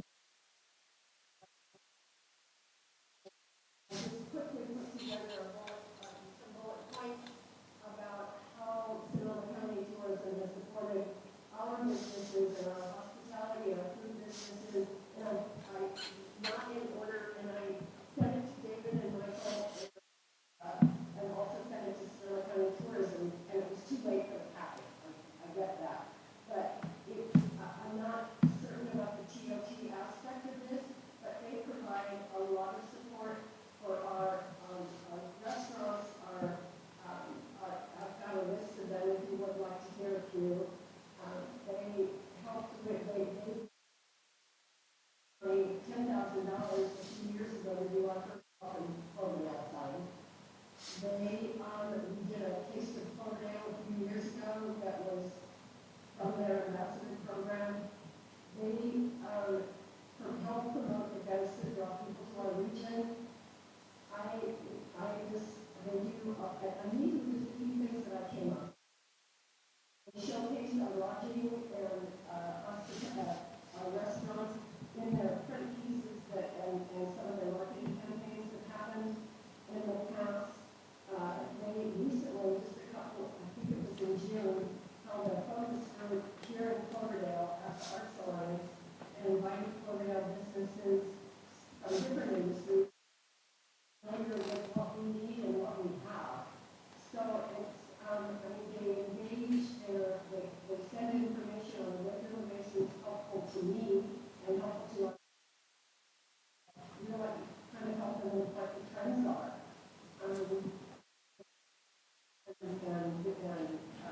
Information here at the chamber that we hand out on a regular basis, showcasing, all the wonderful recreational and entertainment venues in the county. Honestly, these are just a few things that I could never up 10 points. But I appreciate the past efforts and continuing partnership with our county. And the TOT piece of it, we have 168 rooms in Cloverdale. So it's through pandemic and prior to pandemic, and I know that I rely on their support. I'm always willing to get I said that they have a real idea of what Cloverdale is all about. So I'm happy to answer any questions. I'm sorry that I didn't get that letter in time in the packet. Thank you, Nina. Appreciate that. I just threw some ideas together and I probably could come up with triple. Cruz, go ahead. Yes. One of the questions that I have is because of the question by Councilmember Walters is when you say 94 employment, people in employment, could you please define what you really mean? Is it just hospitality in terms of hotels, or is it including the whole thing of hospitality? It's the whole thing. And I need to go back and look at the NAICS codes that they pulled for this group, but it is the totality of the tourism ecosystem. So it includes people in hotels, includes people in visitor-facing businesses. It includes a portion of retail, not the whole thing, because they know the whole thing isn't all tourism. a portion of restaurants, and certainly the wineries and the tasting rooms. So it's a wide swath, which is why it probably looks bigger than you would like. Oh, we don't have that many people in our hotels. But tourism is bigger than that. And so Yes, this yes, really I does understand. encompass that totality of that ecosystem, if you will. That's why. Yes. And then I have a question. You know, we have very many Airbnbs in the sphere of influence, Yeah. not within the jurisdiction of the city itself. How does that impact us, or how is that counted in, or not? Yeah, so those, if they're not in the city limits of Cloverdale, they're included in the unincorporated area, and that's really where we're seeing the enormous explosion in unincorporated parts of this part of the county, and of course, certainly out in the 5th District as you get out to the coast. I mean, that's just a lot of Airbnb, Vrbo, other kinds of vacation rentals. Some of them hosted. You know, there are some cities that only allow hosted vacation rentals. So I'm not quite sure how that impacts you, but the growth of those definitely impacts this entire county. And there's good things about it, there are challenges with it, but it is here to stay. And so we want to be sure that they're benefiting from the marketing that happens, but they're also on a level playing field with everybody else. Yes, because I definitely think that all those in the sphere of influence would eventually come here for the restaurants, for the grocery, for First Street shopping, and so on. So then I want to make sure that when it comes to promoting Cloverdale, and I've had these conversations with Nina in the past, is that we're also featured as a place for small retreats, for corporate retreats, for nonprofits retreats. I had one all totally worked out.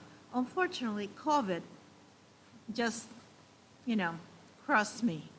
And it is a place where this can happen.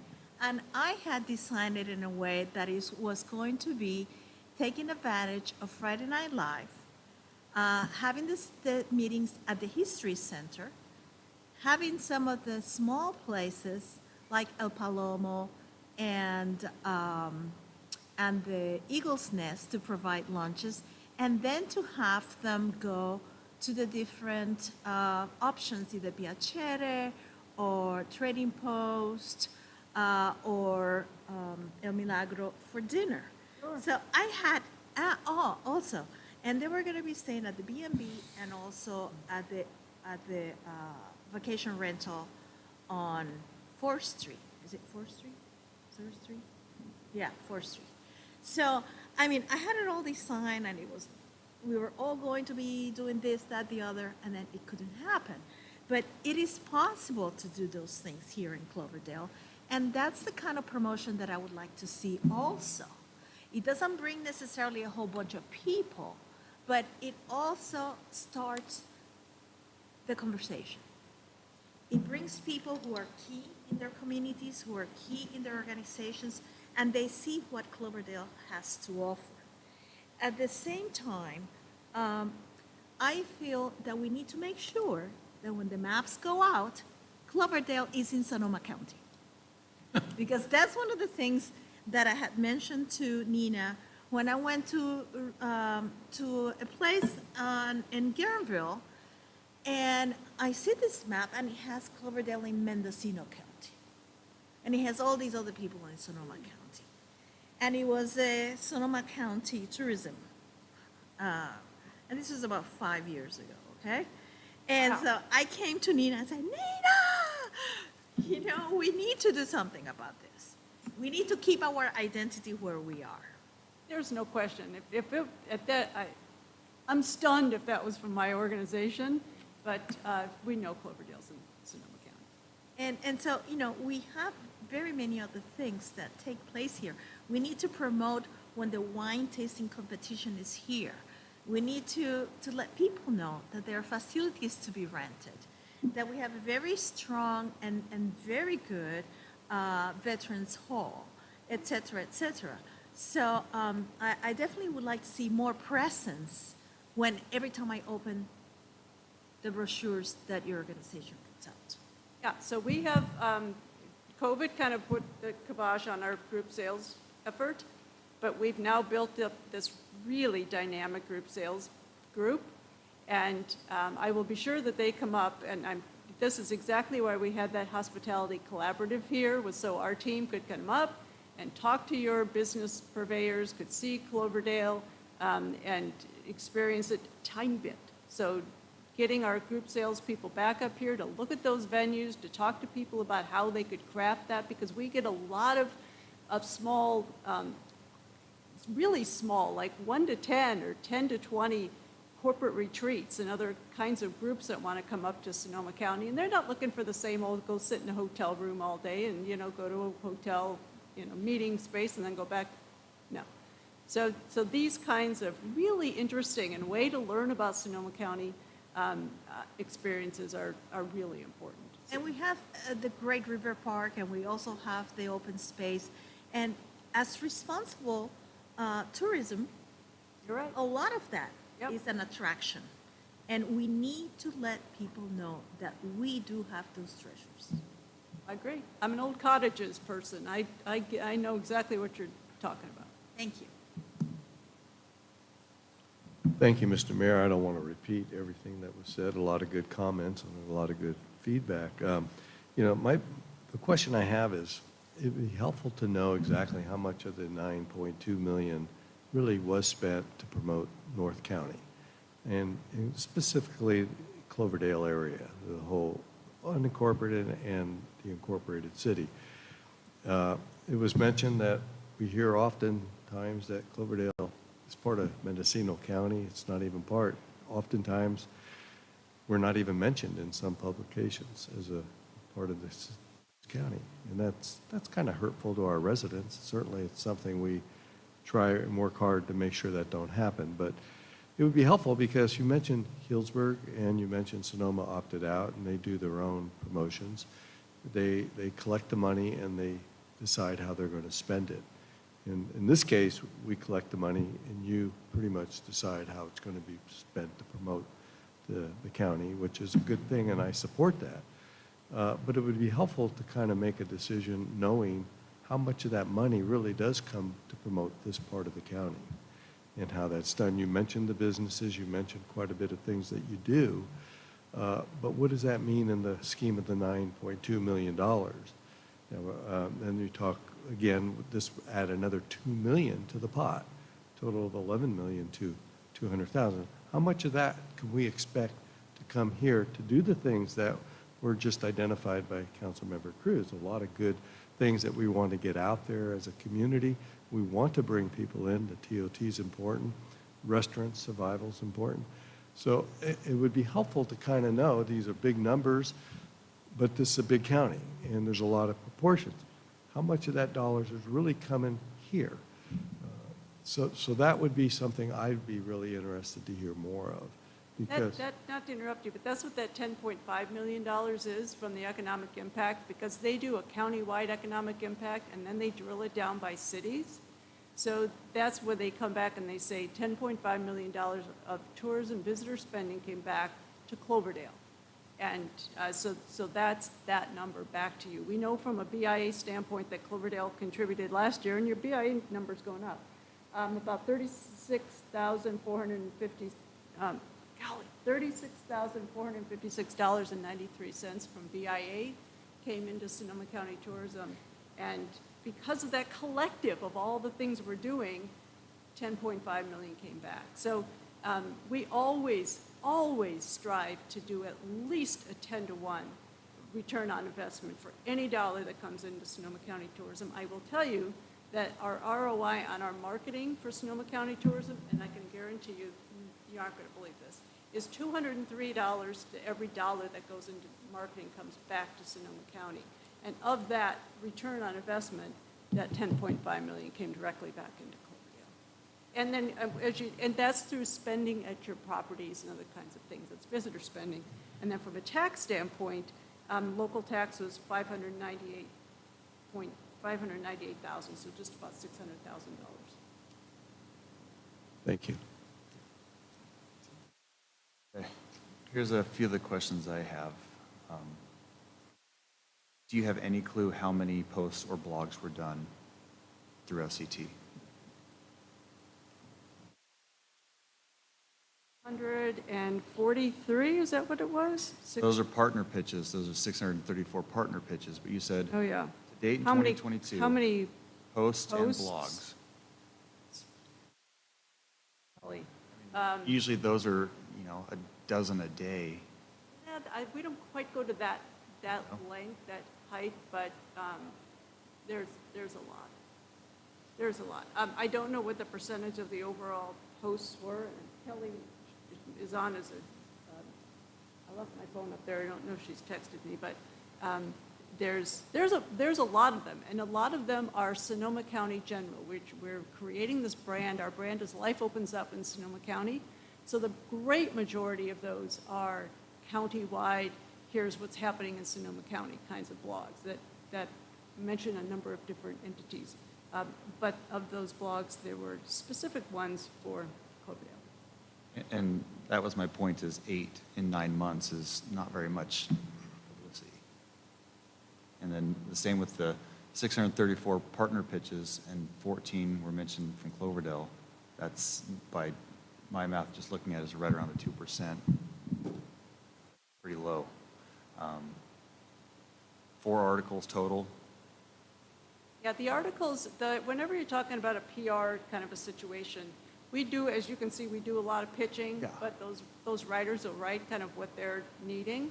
So we try and influence as much as we can with their writing, but we don't have the final say. It's not like a paid position. They really kind of, they have minds of their own, and they print what they want to. Then we had 53 businesses listed with only this many discussions total through FCT. It just seems like we're not getting our bang for our buck. When I see this, you listed events listings on here. Are these the only 3 things that are listed on FCT, or do you have like everything that Cloverdale does? We list everything that Cloverdale does and provides to us. So we have a whole hospitality hub where all of your businesses get to put in their information. And we are always tracking and looking for things that are happening, but it is a partner portal where all of your businesses can put in images, can put in their operational hours, they can put in all the information they want visitors to know in that, and that's what then gets displayed up on our website. So it really is a robust tool and allows all of your businesses to participate. Can you just interject? Sure. Could you state your name and tell us who you are? Tourism. I apologize, I'm not there in person. I'm presenting at a conference tomorrow, so I'm in Southern California right now. But just to address the blog piece of this specifically, this is the private presentation that I discussed. Those are specifically where Cloverdale is entitled. So if we're talking about best coffee, considered a place to get coffee in Sonoma County, we might talk about the place in Cloverdale. If we're talking about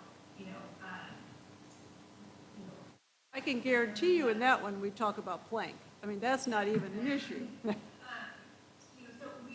Cloverdale doesn't mention several more blogs. Most of our blogs are specific. There are more general about experience. So how to spend a day in Sonoma County or in North County, or best places to grab ice cream, or so Cloverdale is mentioned throughout our website in lots of places. Those were just the particular places where we focused within the title specifically at Cloverdale. Our website is vast enough that it's incredibly challenging to pull up every single place in Cloverdale. We talk about hundreds and hundreds of pages.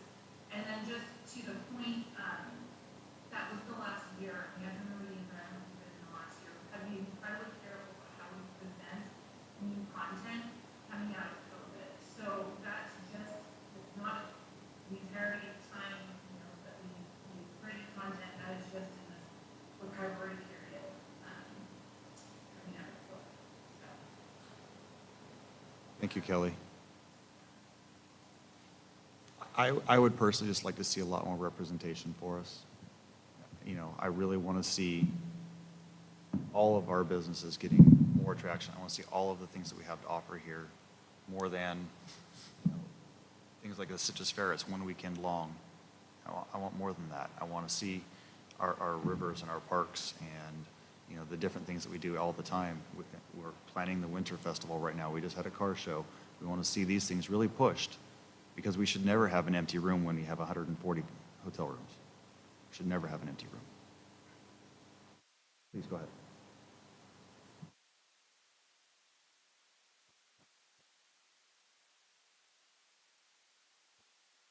Yes, you mentioned that the restaurants can post. Have you contacted the restaurants to tell them how to post so that they can be part of your publications, your blogs, and so on? Or is that something that you're going to be doing with Nina? It's a combination of a lot of things. We do work very closely with Nina and her team. We send out lots of communication that shows people exactly how to post in the hospitality hub. If they say to us, we don't know how to do that, we have a person on staff that calls them and walks them through the entire process so that they can do exactly what they want to do on that portal. Well, you know, when it comes to restaurants and so on, people need many times to be person to person because they're running to take orders, to answer the phone, to work, and so on. So I think it needs more engagement in order for us to get the best exposure in some of these restaurants and so on. At the same time, my question is, do they know and have they seen what you do, our different businesses? And for example, I haven't seen any promotion of our Pomo Basket exhibit at the History Center. You know, and that is something that should have been really highlighted by the tourism department. I don't have the website in front of me to be able to I'm almost 100% sure if that was an event, that was on our website. I need you to know that we really are doing our best to benefit each and every municipality and this county. We have an enormously talented team.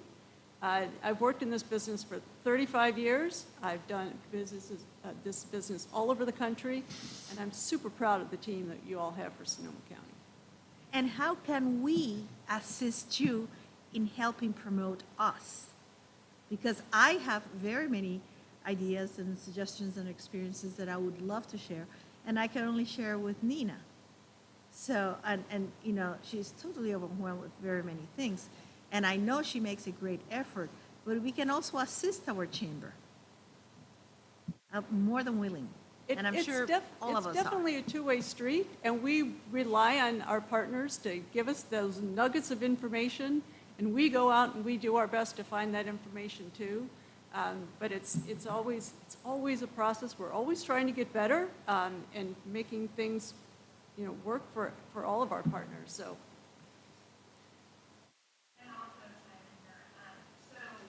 We do live, you know, with all of the chambers, and that is one of the best ways we can connect with this community because we do not have a membership model.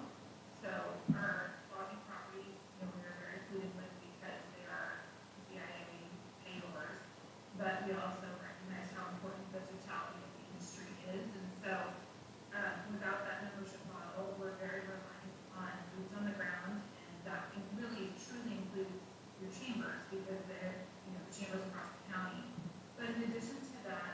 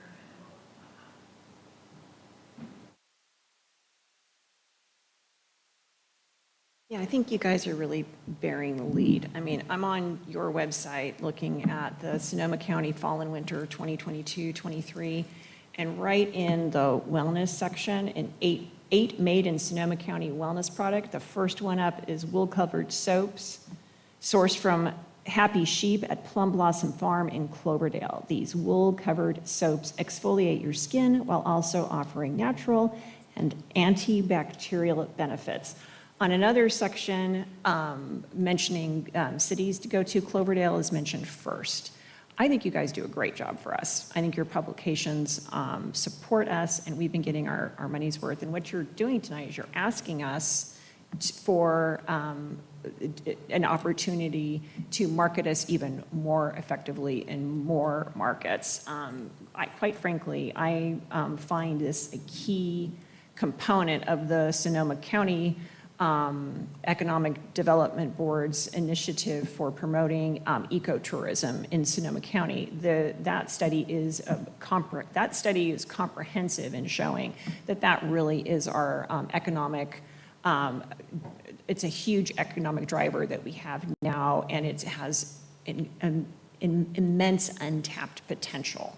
So I think that you're doing a great job. I think the publications that I'm seeing are great. 8 blog posts in a year, single blog posts dedicated to a community. Those are Googleable and searchable, and those are just gifts that keep on giving. I think that is an awesome number because it has nothing to do with the social media posts. The tools that you provide for Cloverdale Chamber, especially the tools that you provided at the beginning of COVID to help keep our restaurants afloat, were essential. And you deserve our undying gratitude for that innovation and the effort and the support to Nina and Savannah that literally kept doors from closing and kept jobs and kept businesses afloat. So with absolutely no hesitation, I'm prepared to recommend the resolution. Well, thank you, Mr. Mayor. By no means did I mean to imply that you don't do a good job. Okay, I just don't see the bang for the buck for Cloverdale at this point.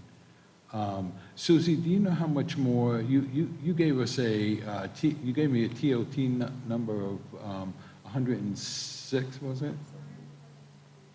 So what more would our lodging establishments have to kick in? Is there a calculation for that? Because, as a city, I think we have to make a decision whether we want to maybe just do something internally like Hillsburg did and Sonoma did, where we increase our own TOT and we contribute that to the chamber. For them to do more promotions for us.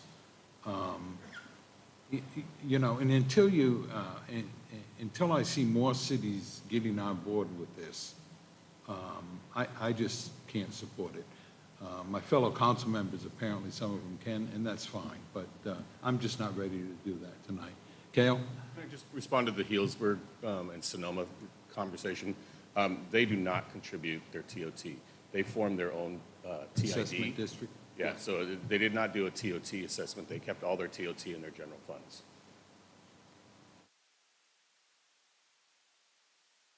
Well, I just want to say, I agree with Councilmember Bagby. I really think you do an outstanding job. I don't think we could do this on our own.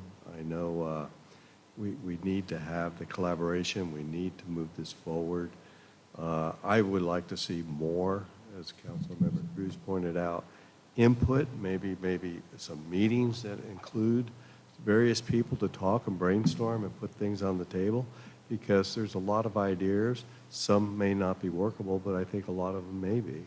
And we know our town, we know what people like, what's going on, and it'd be helpful if you knew that from your staff, and we could collaborate to maybe market that harder.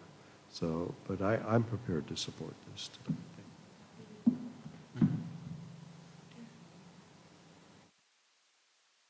Nina, did you have something you wanted to say? Please unmute yourself.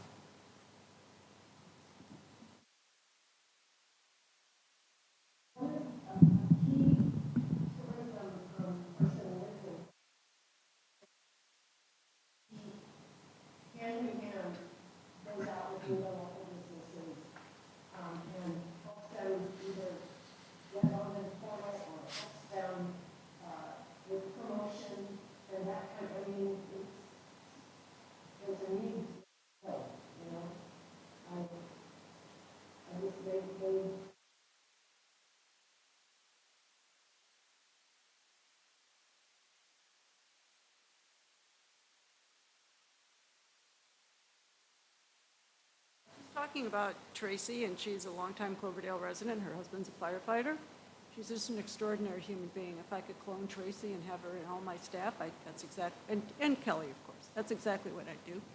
But the other thing she runs is what we call the Accredited Hospitality Professional Program. And that is a training program for hoteliers, for front desk people, for people at restaurants, for anybody in a visitor-facing business to amplify their skills as a customer service person, to amplify their understanding of Sonoma County so they can better sell Sonoma County. We have a foundational 5, and of that, they learn about the county. They will go out on what we call fam trips and go out and explore the county. So if you're down in Sebastopol and somebody asks about Cloverdale, they'll have an idea because they've been through this program and they know what's here. So you have an extraordinary ambassador in Tracy, and she runs a program that is really important for elevating the professionalism and the understanding and the capacity to sell this whole destination amongst our visitor-facing businesses. At this point, let me open it up to the public, if you guys don't mind. Michael, is there anyone in the public with their hand up? Get over to that screen. It does not look like any members of the public are raising their hand at this time. Okay. Just let me know if someone does. I'll bring it back to the dais for last comments. No, I just, Mr. Mayor, if I could, just want to reiterate that, I'll repeat it again, that it's not that I feel you do a bad job representing the city of Cloverdale. I just don't see the bang for the buck for us at this point. So. Mr. Mayor, I'd like to recommend the item by title only, if I may. A resolution of the City Council of the City of Cloverdale consenting the amendment of the Sonoma County Ordinance creating the Sonoma County Tourism Business Improvement Area, or SCTBIA, and authorizing collection and remittance of assessments.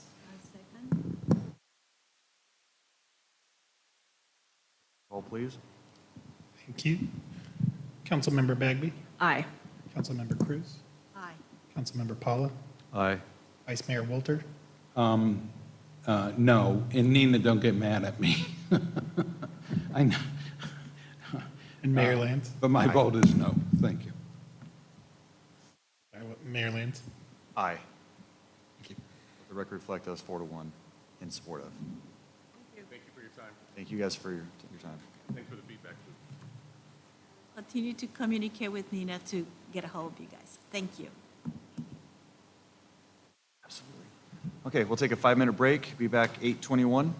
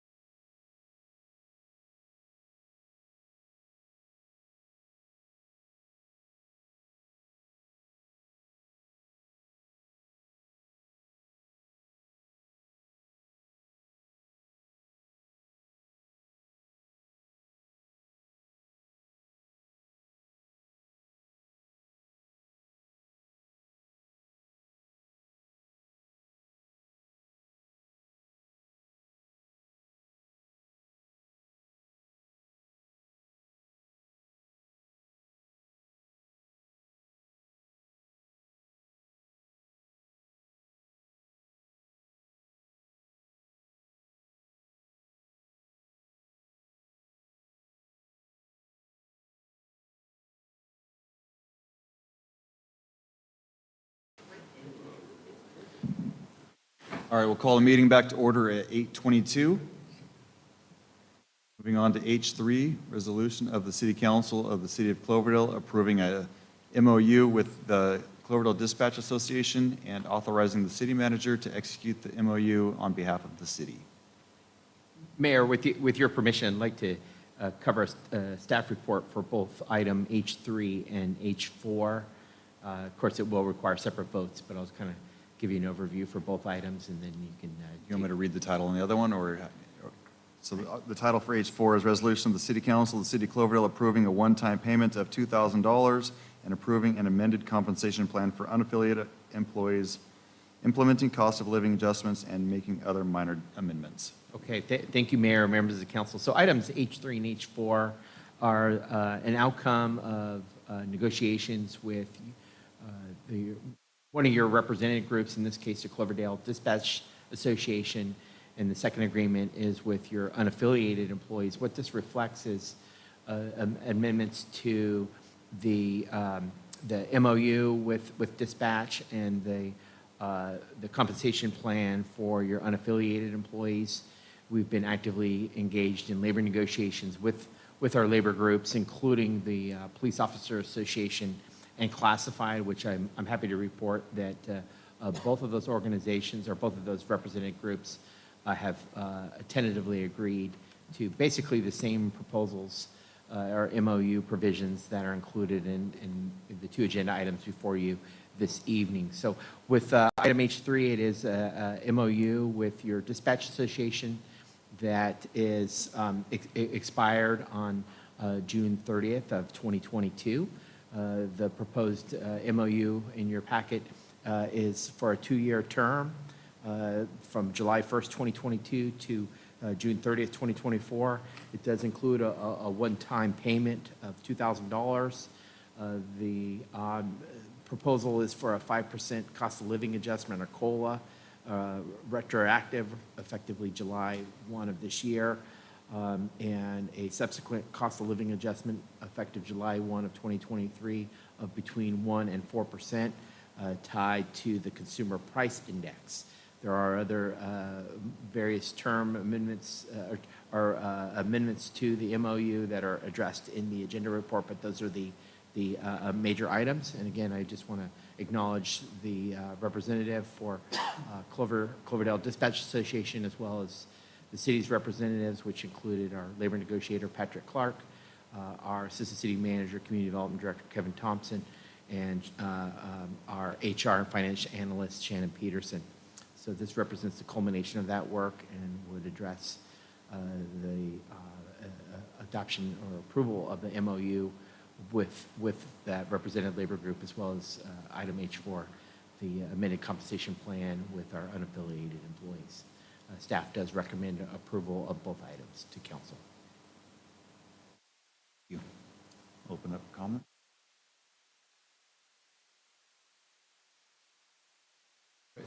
Hearing no comments, we'll go to public. Any hands in the public? No one is raising their hand at this time, Mayor. There's no one left in the audience. We'll bring it back to the dais.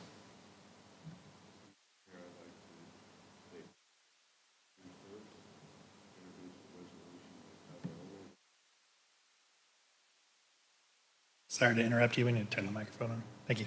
Thank you, Jose. Sorry, I'd like to, resolution by title only for item H3.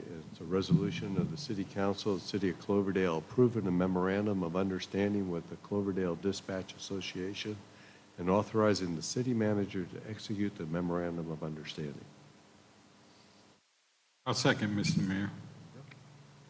Roll call, please. Councilmember Bagby. Aye. Councilmember Cruz. Aye. Councilmember Paula. Aye. Vice Mayor Wolter. Aye. Mayor Lance. Aye.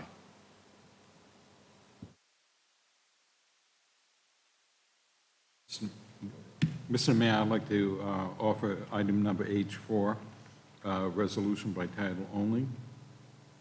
Resolution of the City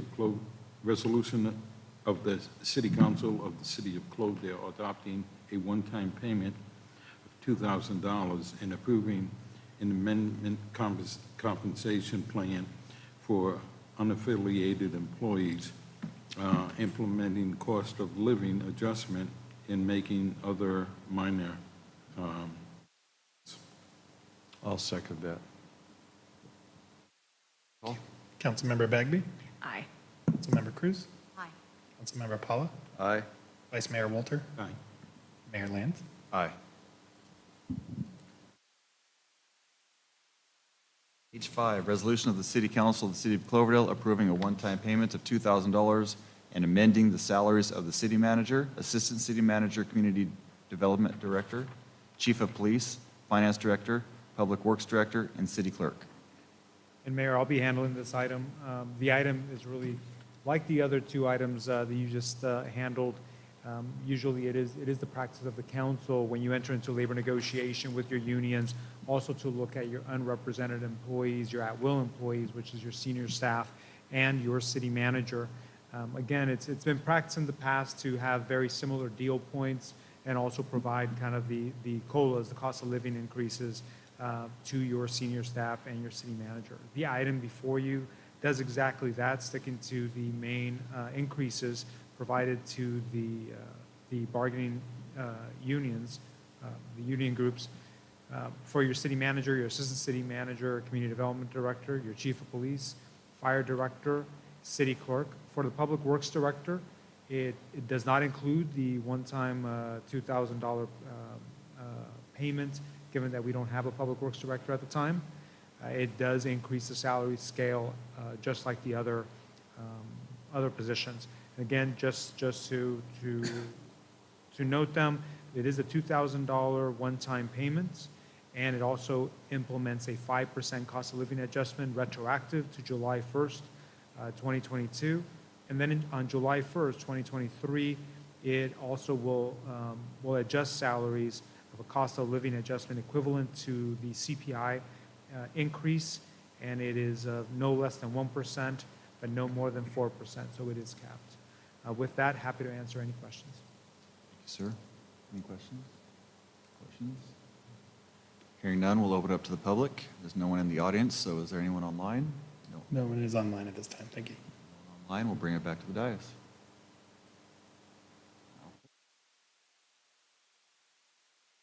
No, you need to. I'll go ahead. I'll move it by title only. Resolution of the City Council, City of Cloverdale, approving a one-time payment of $2,000 and amending the salaries of the city manager, assistant city manager, community development director, chief of police, finance director, public works director, and city clerk, authorizing the city attorney to prepare amendments to the at-will employment agreements as necessary, authorizing the mayor to execute the amendment to the city manager's employment agreement, and authorizing the city manager to execute any amendments necessary to the employment agreements for the assistant city manager, community development director, chief of police, finance director, and city clerk. Is Councilmember Cruz on the second? Thank you. Roll call, please. Councilmember Bagby? Aye. Councilmember Cruz? Aye. Councilmember Paula? Aye. Vice Mayor Walter? Aye. Mayor Land? Aye. So H6 is no longer possible, so it's just being dropped. I know. Very disappointing. Okay, I, subcommittee reports. Finance, admin, and police. Mr. Mayor, we'll be meeting October the 3rd. Planning and sustainability. Our next meeting is October 18th. Public works and facilities. Mr. Mayor, we'll be meeting on the 27th. City and fire is now part of, which one did we do that with? We did that with finance, admin, and police, so that's out. Joint city and schools, we meet on the 19th, next week. Homelessness Community Advisory Group, we met last week. Had a very good meeting. There is a next meeting scheduled for October 11th at this point. James Gore will be here on the September 28th to present on a lot of what is discussed at the Homelessness Community Advisory Group, to give us a rundown of what we've accomplished over the past 2 years and what the future holds to assist us. Council reports. I am going to be working with the high school, should let you know, on their civics class as a representative of the Commission on the Status of Women to encourage participation in civic engagement and also to enroll and to register to vote. And this is going to be done with the Windsor colleague, Gina Fortino, who is also a commissioner. So just wanted to do the school committee know. End of this month. Yep, I submitted mine in writing, and I urge you to take a look at, I included the links to the SCTA and our CPA newsletter, lots of news on that front, and also included the JAM report from the last SMART meeting. I can't give a report out myself because I was busy at, I was able to get into my hotel room 5 minutes before the special Great Redwood Trail board meeting that morning, but I would have had to miss the programming on Wednesday to go to my SMART board meeting. So I benefited from copy and pasting his report, and so I just went ahead and included it into my my council report for your review. Thank you so much. Anyone else? Mr. Mayor, just one item. I had the opportunity last weekend on September the 11th to attend the 9/11 memorial service at the fire station. And I'm going to say I was less than impressed. It was pitiful. I'd like to see well, it's now the former city fire district, but I'd like to see the Finance and Police Administration have a conversation about the ceremonies around 9/11. Make them better attended than a handful of people. So. I'm really sorry to hear that, Gus. That was one of the first ones that I've missed since I've lived here. Yeah. They had it at 8 o'clock. 8 a.m.?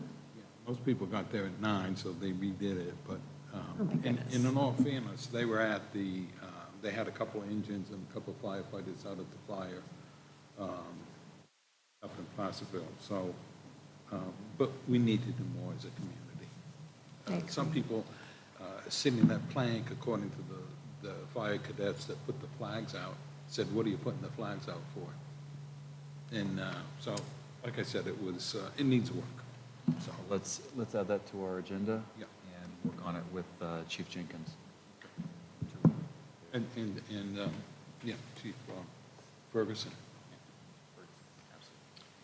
And if I may, I was unaware. I knew that they had it in the past. It didn't even register that they were having it.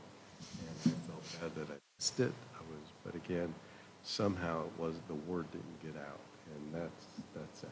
And I appreciate you working up a plan with the loss of our local newspapers really hurt a lot. One way you're sure to know what's going on. Informational reports, No reports, Mayor. legislative reports, No reports. city manager report, No reports. attorney report. Break the monotony, come on now. Okay, well, with that, that's what's next. Current impacts to water supply. No reports at this time, Mayor. COVID-19 emergencies? Just a brief update. The Sonoma County has announced the release of the what's called the bivalent COVID-19 booster. It's intended to address the Omicron variant BA4, BA5 that is now available in Sonoma County. Residents are encouraged to talk to their medical practitioner about that potential vaccine being available to them. Any future agenda items? Seeing none. Look forward to the meeting on September 28th, and this meeting is adjourned at 8:37. Thank you.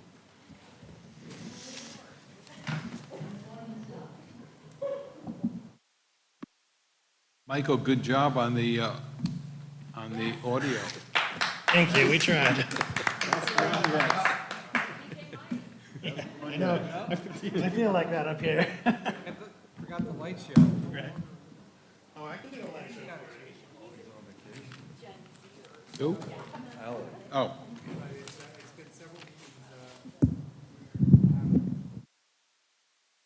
This is a good one.